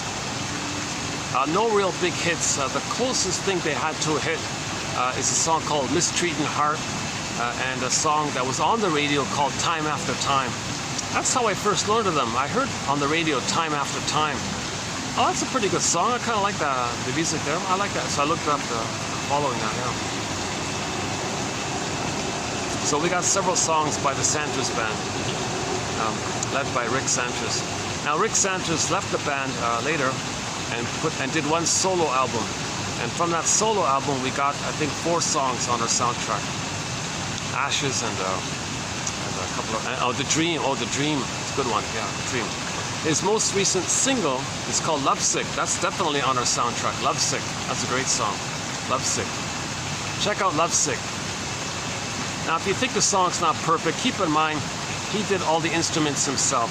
He just went alone to some studio. He did the drums and the bass and the guitar himself and the vocals himself and tracked it together himself. He did the whole thing himself. It's an excellent song called Lovesick. Talented guy, underappreciated musician. You know, he briefly filled in for Rick Emmett when Rick Emmett left Triumph. He just briefly filled in temporarily as a co-singer.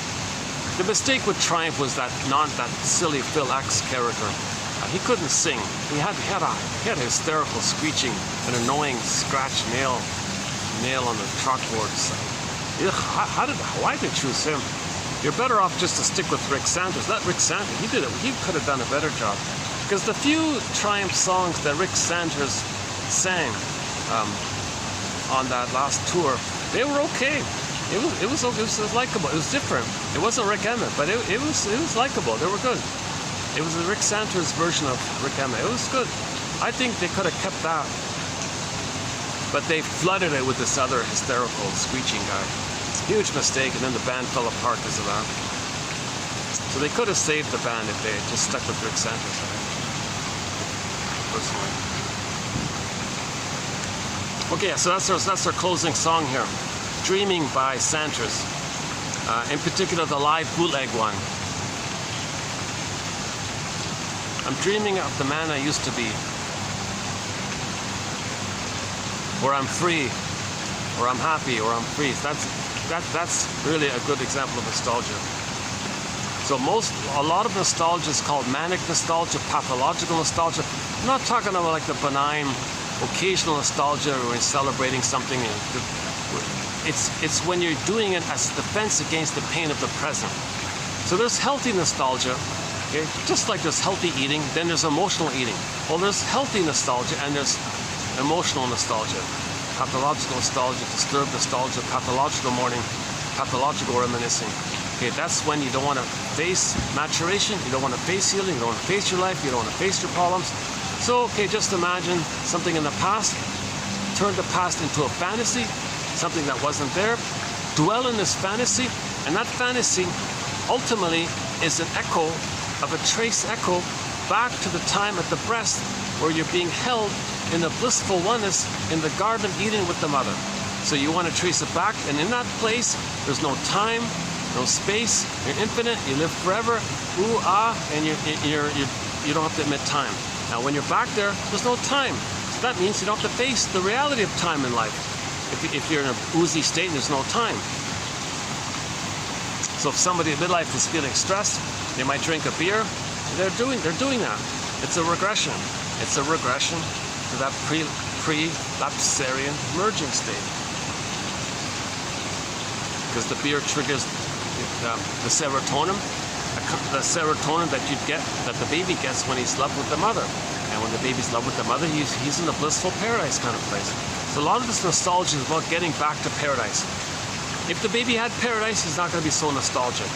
He'll be healthily nostalgic. He won't be pathological nostalgic. If the baby didn't get to paradise, he may become pathological nostalgic. So if there's somebody out there who just spends day and night watching old clips all the time in the past, that could be a sign. For a little while it's okay and all that. And sometimes it's actually helpful because it can bring up feelings that you could have felt. It can trigger. So if you're reminded of a past, and now you can feel, because you're older, you have safety. So nostalgia can be helpful to mourn, actually. So some nostalgia actually can help in the morning if you see if this old song reminds you of something, and it was a pain back then, but you denied it, and now you hear the song, so you're reminded. Now you can admit the loss, and you might cry out of the morning from that place. Not crying, poor me crying. You're crying because you're accepting the reality of the loss, which the song triggered. So sometimes nostalgia can help in the morning. We need good morning, right? So sometimes. Okay, so we'll redo these ones. That's what I just did was 2892. So we'll redo these in the next video, and plus we'll add some more as well. Plus, we also covered a couple of quotes of nostalgia prior to that. Let's see. In what was it? In 2830, nostalgia meets the emotional needs of displaced persons, providing guidance into the future by recalling the ideals of the past. So you might look at the past and then focus on the idealism of the past. That's one way of doing it. But the nostalgia as a defense against mourning. So it keeps the lost people firmly present in that case. Yeah, again, time. There's no time, so you don't die. If you're afraid of getting older, well, nostalgia can be a defense against that. Okay, and a couple of others. Yeah, manic. So one guy called it manic nostalgia, a defense that forestalls forward movement and protects the client in times of overwhelming grief.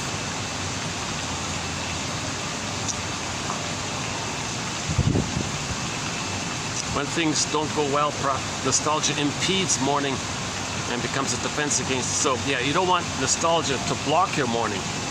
Some people use nostalgia to prevent mourning. So there's the wrong way of doing it. But sometimes nostalgia can help you with mourning, so keep that in mind kind of thing. Pathological nostalgia is commonly used. Pathological nostalgia means when nostalgia is being used as a defense to growing up, basically. And again, back to the Faber quote. When we're using fantasy nostalgia to get back to the paradise, we can use this quote here. Unconditional love, so we're looking for unconditional love, right? Translates psychoanalytically into the regressive form of the vibrational transformational object. Okay, clarification here. When the baby's nursing, that's the warm vibes of the mother's love. Now, when the baby's loved with the mother's warm vibes, he's going to transform into a healthier child, into a healthier teenager, to a healthier adult, and so on. So he's being transformed by the love. Love transforms him to his emotional maturational needs accordingly. So that's what they mean by the transformational object. It means the breast, if it's there, the baby can transform emotionally and grow up maturely like that. The regressive return of dual unity, of symbiotic fusion, of affective attunement. Mother's attuned to you. That's what you need. Mutual mirroring. The mother accepts you. Oh, you're amazing, baby. I love you. That characterizes the interaction of mother and baby during the early period. And during that time, there's no separation. whether into dual unity, it's a garden, it's a paradise, it's pre-lapsarian merger. That's a real word, huh? Pre-lapsarian merger. That's before the fall from the Eden, right? Like before the apple. Before the apple, you're in this blissful garden. The apple means you're getting older, teeth came in, you bite the apple, it means the baby's getting teeth, so he's got to leave that blissful garden. So the Garden of Eden, when the baby gets older, that symbolized that teeth came in. That's why you bit the apple, the teeth are in. That's one theory about that. Oh, sorry, our final quote here, Reuben Fine, yeah. So let's hang on a sec, just take this one up here. So our final quote for today's batch is by a guy named Reuben Fine. He has a book called The Psychoanalytic Vision. Yeah, and a lot of people, I think, might agree with what he says here. So check this out.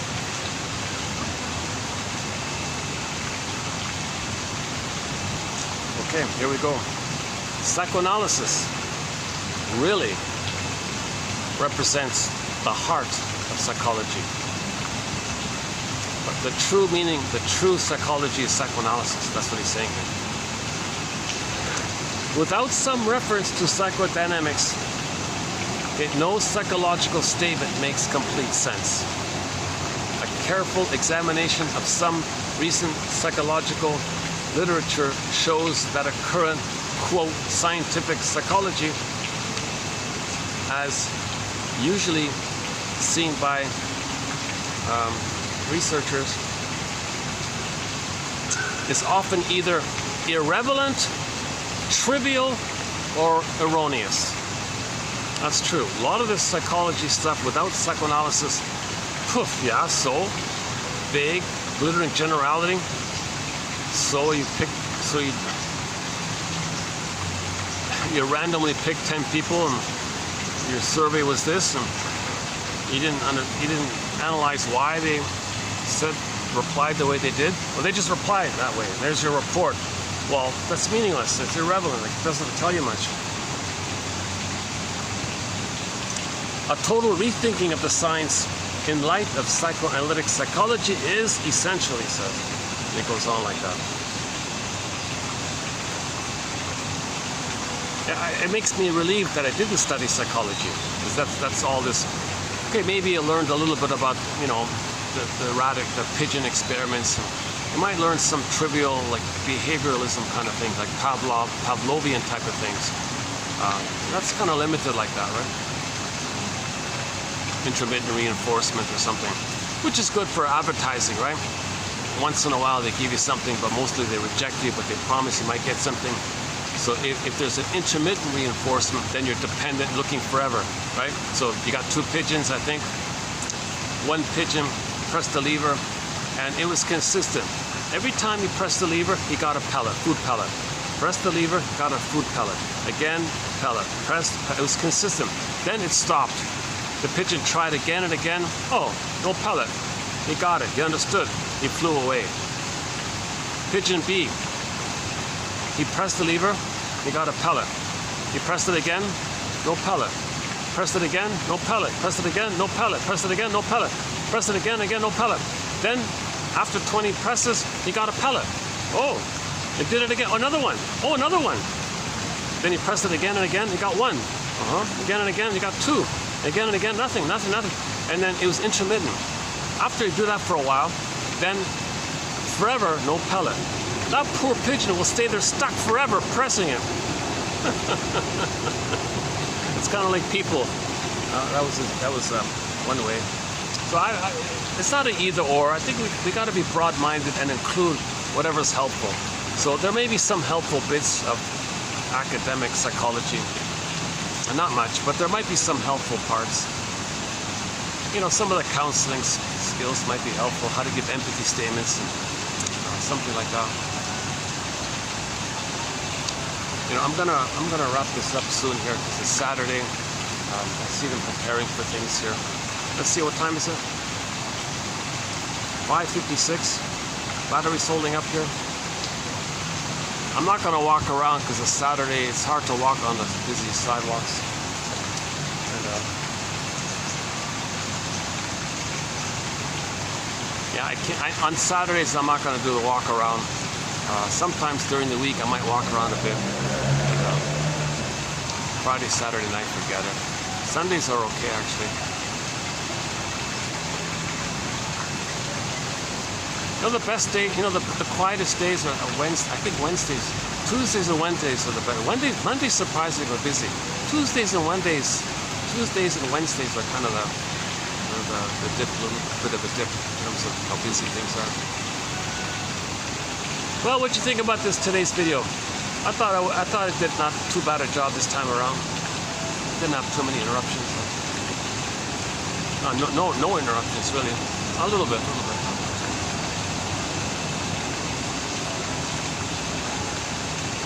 Oh, so my favorite, yeah. So your mission, should you choose to accept it, is to pick one that you like. So we post roughly 10 in each video. So today, for example, what do we do here?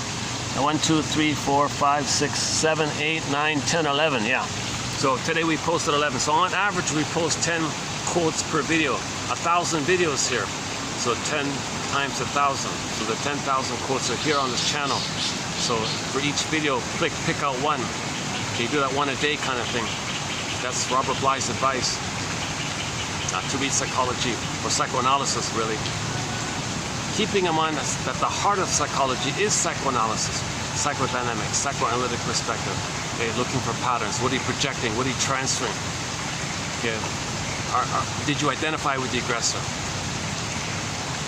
Are you doing the shape-shifting, morphing thing? Are you in the BPD amalgam? Which stinger personality pattern might the person have? Think about the parent. What about the humor? Is the humor hurtful humor? Or is it more helps others? A humor that's kind of with a little bit of heart that helps people. So when you forgive your parents, you look at their humor. Hey, parents, tell me your favorite joke. If they love the Archie Bunker, those crude, vulgar Archie Bunker, the honeymooner and the Bundy, if they like that vulgar, aggressive, cruel, sadistic, well, that's a clue that they're traumatized. If the parents watch horror films or violent stories, well, that's a clue there. If they're fascinated with murder mysteries, that's a clue that there's real trauma. Got a lot of rage like that. So find out the birth order of your parents. Maybe one of the parents was an only child, so that they feel very responsible, a lot of pressure. Maybe they were the middle one, kind of ignored. Maybe they were the youngest, got the most freedom. It's a bit of a theory there. Find out your parents' earliest memories. That might give you a clue to some kind of theme in their life, because they remembered it. So they felt safe to know the theme, and they're dealing with it again and again. Yesterday's self-help slogan, the way you do anything is the way you do everything. So keep that in mind, like the way your parents do something a little. How's that like their life? Like, is that like a continuation? Is that like a theme in their life? So in other words, in part of the healing journey is to get your parents' story. Narrative medicine, you gotta get your parents' story. You gotta get that key out from under mother's pillow to unlock the cage to get back your embodiment, your soul. You got to get your parents' story. If you idealize them or demonize them, you're not doing it. You're not honoring them. Barry Grosshoff, something like that. He says the true meaning of the phrase, honor your parents. If you want to honor your parents, do you really want to honor your parents? Do you really want to honor them? Do you want to honor them, he says? He emphasizes, do you want to honor them? Really? You sure you want to honor them? No, honestly, truthfully, their human story. Don't see them as a parent anymore. See them as a people, and what's their story as a person, their life story. Maybe they came from a plundered place, so they're traumatized and they're in survival mode.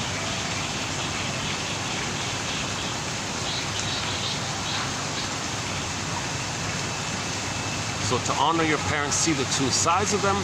Back to Bruce Springsteen, see the two sides of them, get their story, find the third side of the coin, look for the temperance, look for the middle path, the middle way, look for the golden mean, the golden mean. I remember there used to be dimes with a bit of a silver in the center of the coin.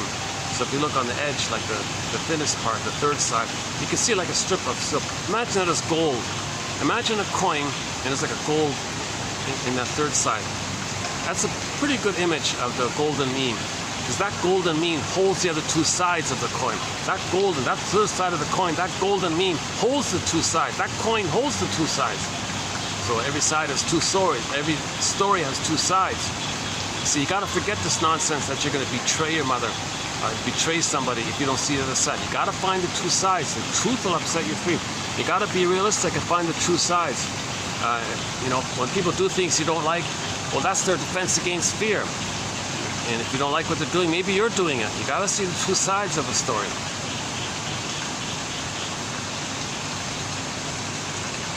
2822 is a very good batch of quotes from Lucy Freeman, recently done.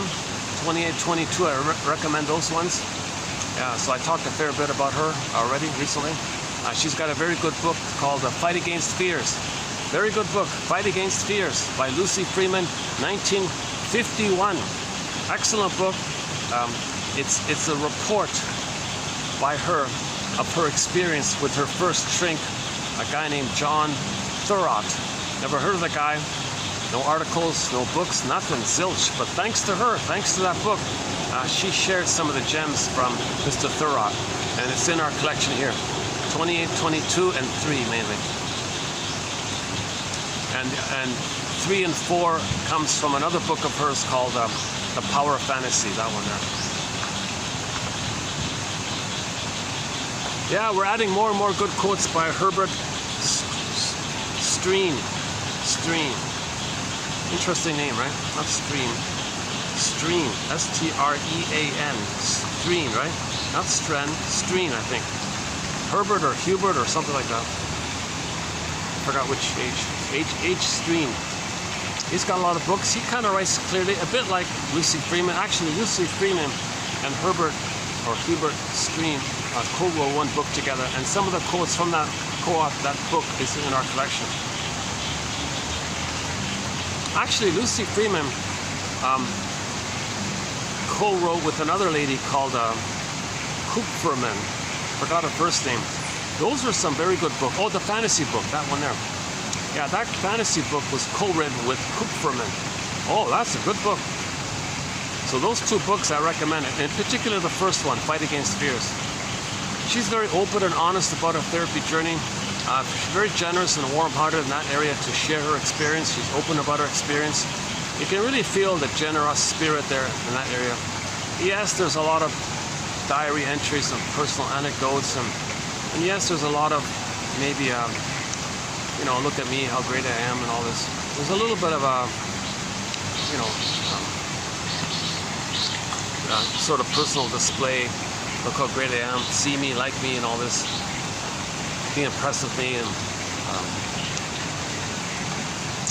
that's okay, right? That's a small part of it.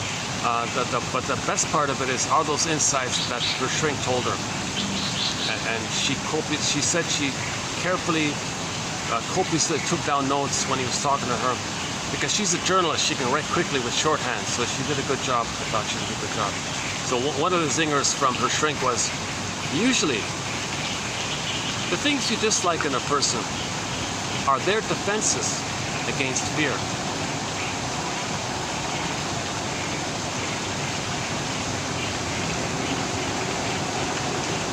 So if there's anything you don't like about me or what I did, well, try to think of it, well, that's his defense against fear. And you might imagine, what fear is he feeling?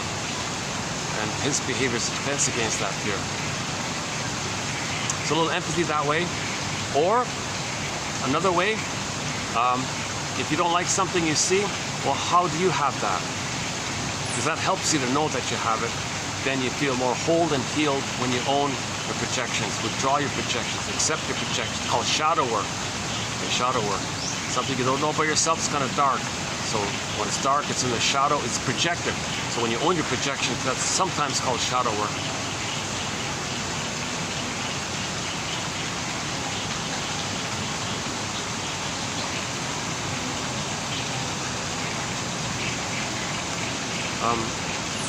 Maybe Maybe I can do a bit of a short walk. Just to stretch my back a little.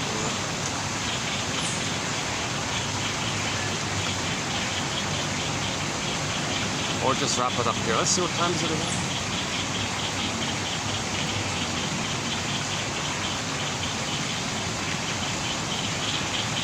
Any final thoughts here? Let's see. Oh, my favorite one. Oh, sorry. Yeah, my favorite for today. Let's see. Okay, the first one, therapy of the. Okay, sort of the history one. So yes, you know, the verbal psychotherapy or the therapy of the word or word therapy. And before we had shrinks, we called them doctors of the soul or soul doctors. This has been around a long time. So philosophical medicine, so the philosophers were considered doctors of the soul traditionally. Yeah, and just some trivia here. The word psychiatrist means, well, the psyche means, we know that, but the atrist part comes from atros, which means healer. And a little interesting trivia here. So soul healer. Psychiatrist means soul healer. Not bad, eh? Now we're talking about talking cure. We're not talking about the pill pushers, right? Although sometimes it's necessary, but we're talking more about the humanistic talking cure. We're talking about the talking cure, which Anna O called chimney sweeping. Okay, the alliance. When you're aware of transference, it facilitates the alliance, the cooperation together. So some definition, some synonyms of interpretation, okay, to translate, to make clear, to elucidate, to explain, to expound the meaning of, to render clear or explicit, explain, etc. All right, bring out the meaning of something. All right, this oh, I like this one about the trans. This one here by Jackson is very good. Yeah, this is my favorite one here. This one here, this one, yeah. There's one there. Oh no, this is my favorite. No, for sure. I got two favorites here. Nostalgia is the pain of no return. So just think about the phrase point of no return. Just change the word point to pain. Nostalgia is the pain of no return. So nostalgia means return home pain or return home longing. Yeah, that one's okay. About the catharsis, okay. Okay, the fantasy part, okay. Yeah, this one here, you know what? This one here by Stream and Jackson, these two go together, actually. You know what? This one here, a very common use of transference, and this one here, transference, the inclination of. These two go together. They're the same message. So that these two together, it's a combo. That's my favorite. Plus, nostalgia is the pain of no return. That's my favorite. And compensating fantasy, that's okay. Yeah, this is kind of fun, you know. That psychoanalysis is the true heart and soul of psychology. Psychology without psychoanalysis is shallow and empty and trite and flippant and irrelevant or trivial or erroneous.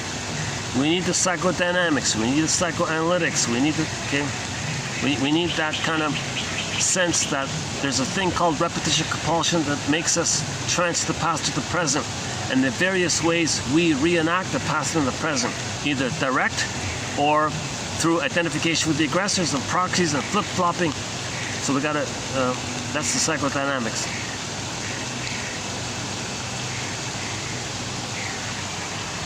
Oh, a whole group just walked in. Oh yeah, a whole bunch of people just came in. Oh, good timing, yeah, let's just wrap it up here, yeah. Good timing. Oh, they're sitting at the other end anyways.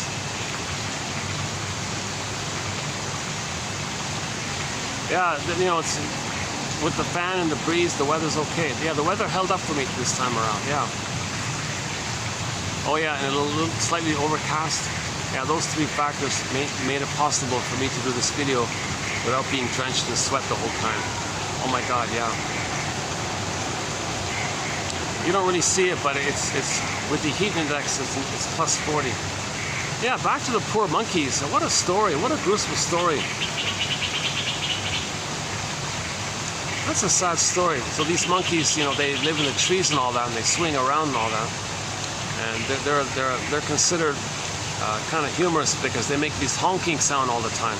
They're communicating with each other with these howling honking sounds. So I'm here, where are you? Hello everyone, where's everybody? Oh, this is my spot. Oh, okay, that's your spot. This is my spot. Okay, who's there? Who's there? Who's there? Where's Georgia? Where's Curious Georgia? Is it? Oh, I don't hear him. Oh, here I am. Honk. Maybe there's like a little playful community like that. And suddenly, due to the heat, all the extreme heat, they try to escape. It's too hot, dehydration, kaplunk. Hundreds of these monkeys just drop dead on the ground. And you see the scene there where the guys have to pick them up and all this.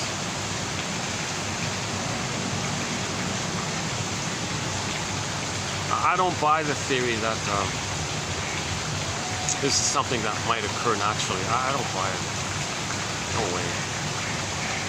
It's not natural for seals to show up dead on the beach and dolphins and tuna and all these things. Jesus Christ. That doesn't make sense.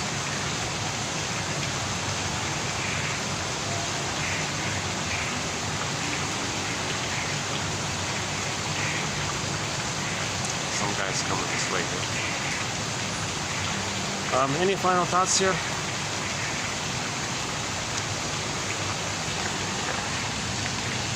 Yeah.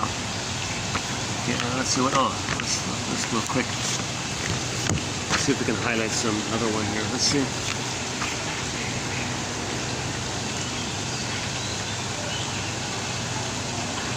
Oh yeah, sometimes we transfer onto things. Like we might transfer the need for a good mother onto ice cream. And that's now you have a relationship with ice cream now and there. Okay. Yeah, the Faber one, that's a good one. All right, yeah. Oh yeah, well, yesterday we talked about blind spots a little bit. Oh yeah, this one here, the fourth one from yesterday, he's making a huge appeal that at high school, we got to give students some emotional nourishment, some spiritual, psychological food. Because if they don't have it, they have no incentive to be generous and noble and behave more ethically. So I was saying, give them the comic psychoanalysis. That might be a good way to do it.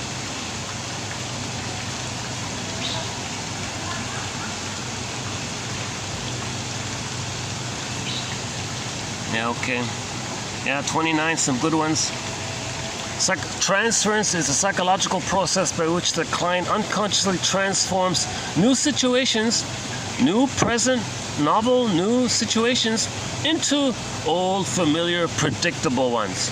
That's transference. Something's new? No, I see it as the old thing with my parents. Something new? No, it's my old fight with my brother. So your transference means you take something new and whoop, it's the old familiar thing in the past in your childhood you're still dealing with. That's called transference. Yeah, there's the Kellermer one there, okay. Frozen grief one there. Oh yeah, the word empathy. In German, the word empathy means Einfühlung, which translates into one feeling. The Ein means eins, right? Eins, zwei, drei, vier, fünf, right? Is that right? And the Fühlung must mean feeling, obviously. One feeling.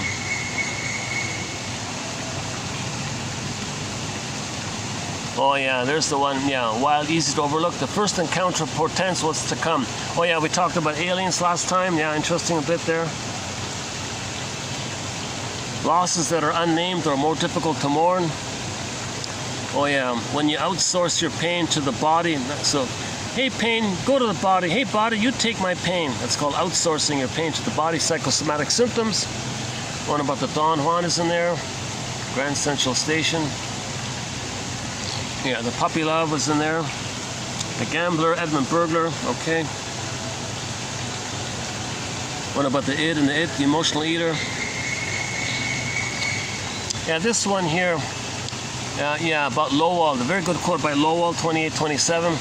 Another Reuben Fine one. Here's a second one by Reuben Fine. A little bit about art and fantasy, anxiety. Oh yeah, one about breast cancer. That's a new one there, breast cancer. Yeah, why do so many women have cancer of the breast? So that one theory about that, I won't do it here now. That's back at 2817. 20 and 27, sorry. Yeah, there it is there. Lucy Freeman and Kay Kupferman. Those are some good quotes there. Lloyd Demas. Yeah, they quote Lloyd Demas there. Interesting topic. Know your fantasies. About attunement. The baby can't soothe themselves, so the mother's got to be there. Some good quotes there. Transference means the revival of conflictual feelings from childhood as reenacted with the transference. With the analyst, sorry. Again. Transference means the revival of conflictual feelings from childhood as reenacted with the person in the present. A bit about dreams, okay. One of Gratstein, very good. Eric Erickson, one, yeah. The client, one man asked his shrink when he would be finished. The shrink said, "Oh, well, when you're ready to take over the case." Me, a waif? This hardly fit into the image of myself as a sophisticated, daring newspaper reporter, a somewhat hardened dame of the Fourth Estate. Well, you often walk into this room here, looking for all the world like a waif, as though no one loved you. So underneath her tough exterior, her tough act, underneath she was a waif. And she said, "Yeah, okay, I have it. There's an inner waif in me." Shrink said, "Psychoanalysis is hard work. It's not a tea party."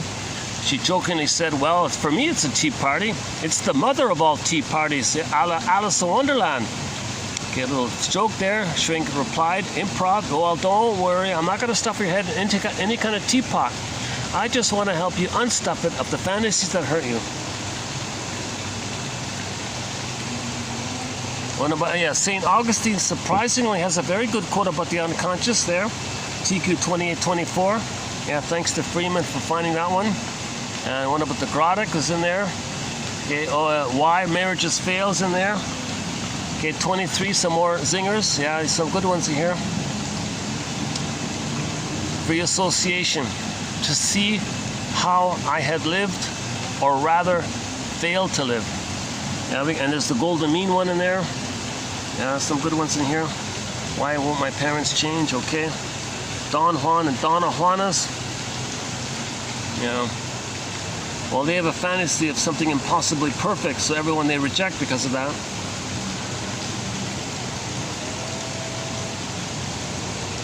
Sometimes I feel like a motherless child. That one there. Including the blowfish. The Ulanovs, yeah, Anne and Barry Ulanov. Good quote there. Yeah, they're pretty good, and some of their stuff's good.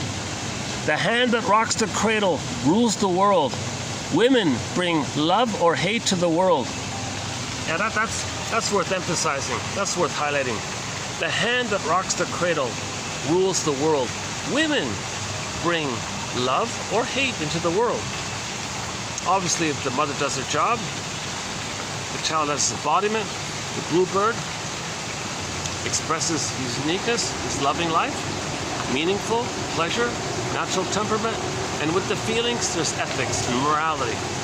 And he knows the right thing because he has feelings and empathy is there. So that person's, so she brought love into the world when she loves the child. If she hates the child, yeah, that child's going to be filled with rage, brings hate. Now, children stuck between 18 months and 36 months, it's a mixed bag. It's going to be more of a mixed bag. But anyways, I think good quote there. Okay. The one who rocks the cradle brings love or hate into the world. Let's give some responsibility here. Women have a basic motherly duty to be a mother for their babies. At least for those 5 parts: paradise in uterus, natural birth, extended paradise. Got to give the babies that extended paradise. If the babies don't get that extended paradise, then you get the bullies and the iagos and the cynics and all the other disturbing ones.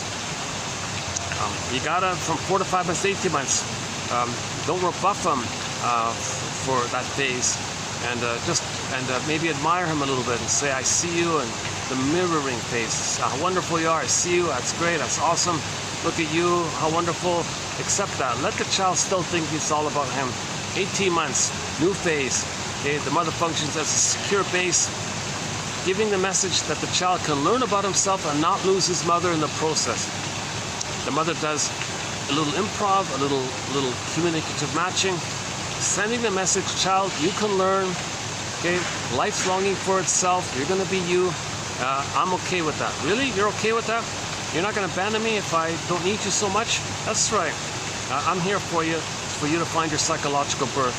Oh, wow, that's awesome, Mom. That's great. I appreciate it. But some others freak out and say, no, you're going to be healthier than I am. I don't want to be alone. Oh, you learned something? I'm busy. Don't talk to me. Oh, mother, you mean if I learn something, you abandon me? Oh, okay, don't worry. I won't learn anything. I'll freeze up here to please you. Okay, well, I'll reward. So there's a problem there. So mother's got to do their jobs in those 5 parts. Okay, uterus. Okay, birth, egg. Okay, oyster, and now voyager. Those 5.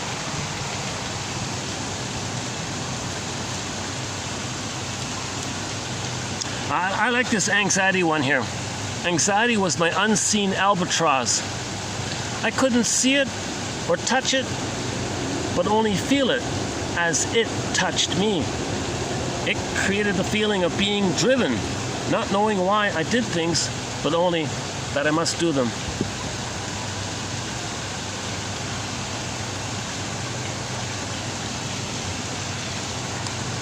Sublimation is nature's way of protecting the person from too much pain.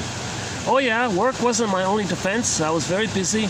No sluggard I when it came to self-preservation. Like a chameleon, I too possessed protective coloration. She's talking about the BPD amalgam, the house of mirrors, the flip-flopping, now you see me, now you don't. So she won't truly free associate. She won't truly make an I statement. She's protecting herself. She's afraid to touch her feelings because of the pain associated with it. So you act like a chameleon in that area. If I cannot say to myself, quote, my mother had her serious limitations, perhaps even her arrested development, and that's the way it was. If I can't say that to myself, well, then I'll continue to. Okay, fill in the blank. Same with the father. If I can't say to myself, my father had his serious limitations, perhaps even his arrested development and emotional immaturity, and that's the way it was. Well, if I can't say that to myself, I'll continue to. Or with the parents. If we cannot say to ourselves, my parents had their serious limitations, perhaps even their emotional dysfunctions, and that's just the way it was, well, I'll continue to. The neurotic, okay, grows physically. He can still press 1,000, he can still bench press 100 kg. Intellectually, he can still get 10 PhDs, but the emotions are frozen. There's a gap like that, okay? So the emotions are the authentic self. The other stuff you can develop, but the real part, that's frozen. Then you're neurotic because of that. Why am I so unhappy? Because you felt you weren't loved in childhood. Oh, is that all? Oh, that's enough for anyone. Masks, okay. What must I do, shrinker man? Face yourself. You must stop running away from yourself. What do you mean, face myself? See yourself as you really are.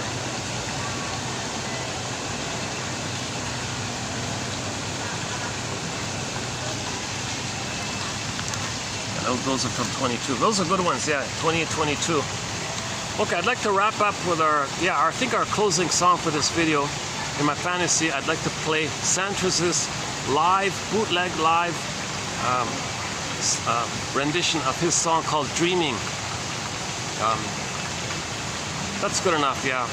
We could also close up with Steve Perry's song called Friends of Mine, the blues rock song. And of course, at any time in any video, we can close up with our theme song, Katja Epstein's German cover of the song Windmills of the Mind. It begins with those bass tubas. She sings beautifully, a great song. That's our theme song. Actually, this Encyclopedia of Insights It's kind of named after that song. She does an incredible job in it. My favorite English rendition of Windmills of the Mind is the one done by Barbara Lewis. Unfortunately, due to copyright, I can never play it. And those are the only two renditions of the song. It's a difficult song to sing. A lot of people try it. No one can, feels like to me no one can really do it. The only people that got it, in my opinion, are Katja Epstein in German and Barbara Lewis in English. If you want like a silly, frivolous rendition of the song, Kermit the Frog sings it. We could also close up with Kenny Shields, one of our musical voices. He was the lead singer of the band Streetheart back in the day. He's got Storyteller and Star and What Kind of Love Is This and Hollywood and other great songs. That second album of theirs, Under Heaven, Over Hell, is an excellent album. Yeah, Main Street is on there, yeah. A lot of people like that song, Action. Funny thing about that, I don't, for some reason, I'm not that a huge fan of that song, Action, but it's considered a sort of a popular one of theirs. Yeah, he does a cover of Tin Soldier, which is okay. You know, interesting thing about Kenny Shields, before he passed away, the last song he recorded was a cover of Nature's Way. He did a cover of Nature's Way. Sort of helping out somebody who got cheated early in life. A little show of support that way. Plus, it's a good song about the environment as well, Nature's Way. It's Nature's Way. You know, a very good cover of that is the one done by Christopher Cross, which is on our soundtrack. Christopher Cross does an excellent cover of Nature's Way. Very good. And I think he said himself in an interview, that's the only song he covered. All of his other songs are his original, but that one song he loved so much he had to cover it. So Christopher Cross does Nature's Way. It's hard to find on YouTube, but if you dig around, I think you can find it. If you can't find it, go to Streetheart's Nature's Way. It's okay. He's a little older when he sang it. It's still okay. It's still good. It's Nature's Way of telling you. Call of the Moose. Yeah, Willie Mitchell. We could close up with that one. Call of the Moose. I mentioned Eastern Owl. Yeah, we could close up with Eastern Owl. Yeah, they got a couple of songs. Cale Lynn Johnson, the Mi'kmaq singer, sings Gentle Warrior. It's a very good song, Gentle Warrior. We could close up with Lay It on the Line, yeah, by Triumph. Alyona Yaroshina does a very good cover of Triumph's Lay It on the Line. I'm sure Rick Emmett would like it. Yeah, it's very good. She changes the pronouns, right? In the original, it's a guy complaining to a girl. Well, and when she does it, it's a girl complaining to the guy. Fun little thing there. Oh, Dan McCafferty, This Flight Tonight. Oh my God, yeah, we could close up with This Flight Tonight. If I had the funds, I'd be on this flight tonight to find a shrink, to do this analytic process. Well, let me clarify my disclaimer. I'm not a shrink, I'm not a professor, I'm not a midwife, doula, nutritionist, gynecologist. I don't have a master's, I never studied psychology. I only have a BA, I'm the compiler of the quotes. Keep that in mind. Also keep Robert Bly's in mind. He's also not a shrink, and when he speaks to the audience, dear audience, I'm going to give you my psychological interpretation of the Grimm's Tale of, fill in the blank. At the same time, you, dear audience, you got to realize that roughly 30% of what you're going to hear tonight is wrong. It's wrong. 30% is wrong. You got to figure out which 30%. That's your job. You got to figure out which 30% is wrong. So he was emphasizing that each person has to be a conscious detective. You got to be your own detectives.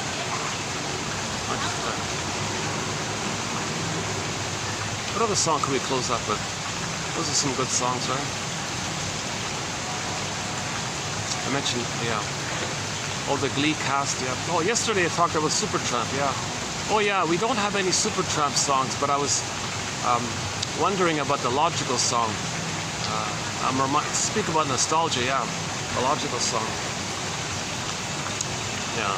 Okay, so, oh yeah, nostalgia. Oh yeah, when I was a kid, everything was perfect, heavenly. Nostalgia, probably not. Oh, then they took me away to teach me how to be cynical. Now I feel like a vegetable. Yikes! What is this? Could somebody please tell me who I am? Yeah, good song. When I was young, it seemed that life was wonderful, a miracle, beautiful, special, magical. I could play, birds in the trees, singing happily. Geez, things were pretty good. I had my feelings, I loved life and all this. Then they took me away to the school system and they taught me how to be cynical. And you know what? I feel like a vegetable here. Yikes. Could somebody please tell me who I am now? The logical song. Roger, what's his name? Roger Hodgson, is that right? Yeah, I don't know yet. We'll think about it. Maybe we'll add that song to our soundtrack. I'm not sure. Oh yeah, that song was triggered because yesterday it was raining. And I said, oh, it's raining again. Oh, that reminded me of Supertramp, which led me to the logical song, yeah. Talk about associations, right? Yeah, okay, it's getting, I think, let's see, what time is it? Yeah, 6:32. Battery's holding up here. Okay, so you have your missions, okay, to read the comic Psychoanalysis, Dark Horse Publishing, to pick one quote here and make a note of it. And if you get a dream in the morning, regard it as a letter from your soul to you, as Hermes delivering a message telling you, hey you, this is what it's like in your soul here. Can you be conscious of it? This is part of nature's innate drive for healing. Athena or Poseidon, the id, and all the forces. Make this person here, Hermes, and send a message. So you wake up, oh, there's the message. It's a letter. Dreams are language of the soul, Woodman says. Sanford makes a big deal about John A. Sanford. Don't you want to read it? Don't you want to read it? If your authentic self is frozen and crying in pain, and it's sending you a letter, a cry for help, see me, help, I need your help. Don't you want to attend to this? Don't you want to get this message? Seriously? So have that kind of reverence for whatever glimpses you get when you wake up. Now you don't have to force yourself to wake up early. You don't have to set the alarm early to do that. I don't buy that idea. Just what naturally comes to you. And see, if you read stuff, if you read quotes, and plus, yeah, nostalgia can, because I did see a clip of Happy Days, and I did bring up a dream, and I got a little insight by it. So some nostalgia can remind you of the past. You get a dream from seeing the Happy Days clip or something, and then you wake up, oh, okay.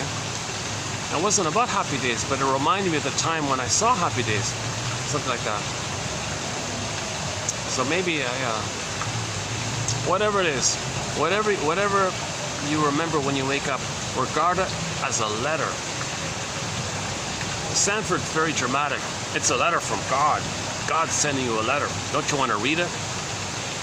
So sometimes the unconscious, the energy is called the id. All the energy sometimes personify the myths and fairy tales as like Poseidon, like the sea god, something like, he means it like that, right? Or nature's drive for healing, if you want to describe, or nature sent you a letter, sometimes nature. The power of nature, some people might refer to that as that. So if nature sends you a letter, the healing forces, the power of the healing forces of nature sending you a letter, don't you want to read it? You get the message? It's like this in my soul today. Thank you, Poseidon. Thank you, Hermes. Well, Well, Hermes is just a messenger. You don't got to thank the man. He's just doing his job. You got to thank the sender. And that's you, though. It's your own life force. Thank you, my own life force, in connection with nature. Thank you, nature and me. Me and nature are working together to help me. And I got to be conscious to cooperate. We got to be team. Nature, my unconscious, my conscious, work together, be a team. Yeah, you got to think in those terms, yeah. Oh, it's getting too dark here, yeah. it's always been hard getting. Actually, my new venue at the nearby hotel has light at night. Yeah, last time it was okay. Yeah.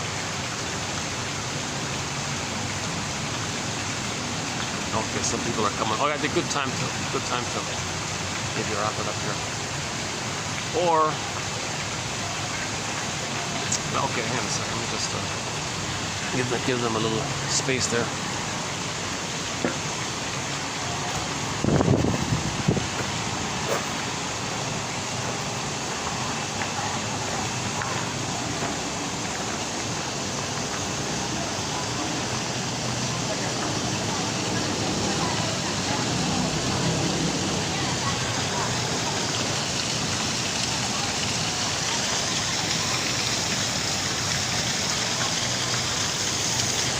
Okay, why don't we just wrap it up at this spot here?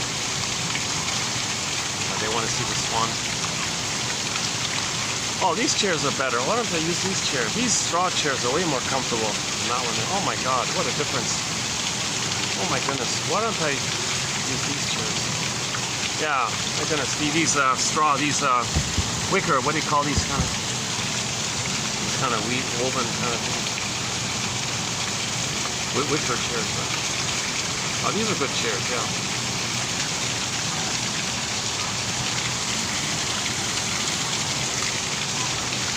Okay, let's close it up here. So once again, you have your mission, should you choose to accept it. And I'll see you in the next video, which will be 2832, a continuation of nostalgia. I feel a little enthusiasm to kind of delve into this topic.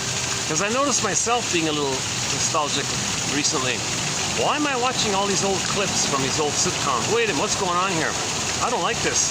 I feel like a little temptation, you know. I don't like this. So let's look at this. Plus, I'm kind of prompted as well, because in the Disney film Inside Out, I don't know if this is true or not, but somebody reported that they got some kind of inside scoop or something, that in the film, towards the end of the film, or in the middle of the film, or at some point, they're going to have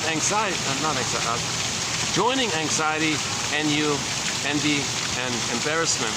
They're going to include a fifth character called nostalgia, the sweet grandmotherly kind of character. So, because sadness is in a bottle, okay, like Snow White frozen in the glass coffin, if Riley has a loss, she can't be sad. There's a pain. How do you deal with that pain that you can't admit the loss?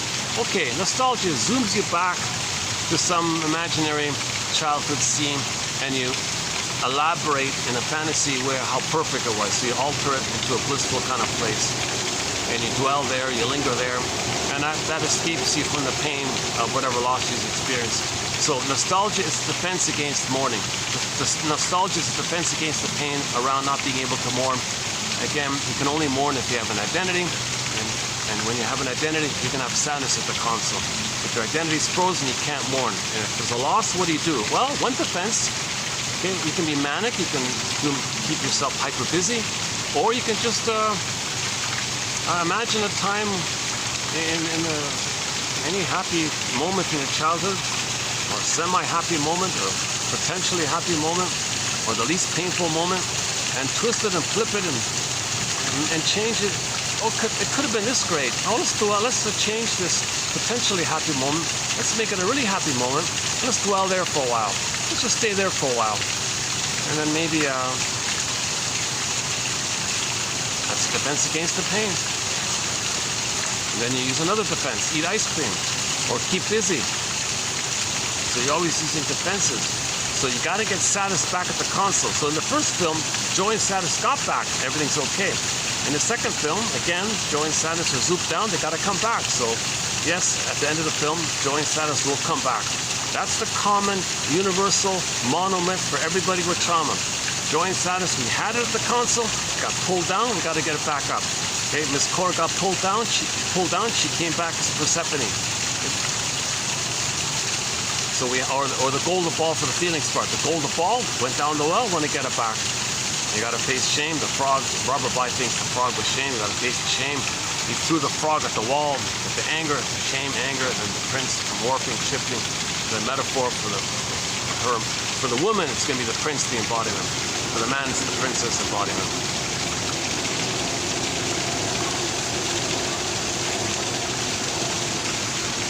Fairy tales can do either or. There's no issue there about that. But even for women, she can also have the soul personified as a like Snow White. So women can have a Snow White, men can have a Snow White. The feminine element can take a variety of forms.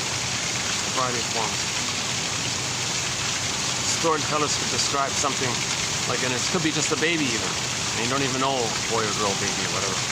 There's a variety of forms. The thing is, the motifs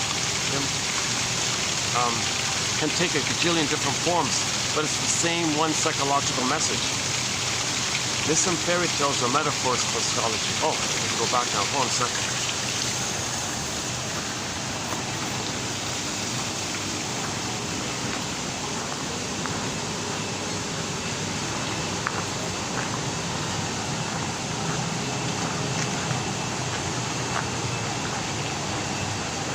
Aha!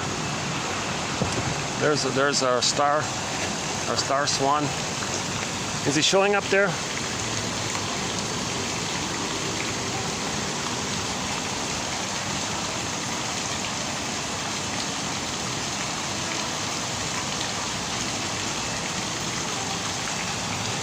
Okay, let's wrap it up here. So, oh, I like the blue background. Yeah, let's close it up with the blue sky here. Yeah.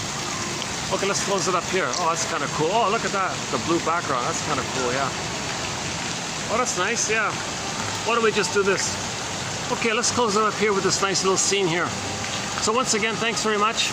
I'll see you in the next video, and we'll talk more about nostalgia and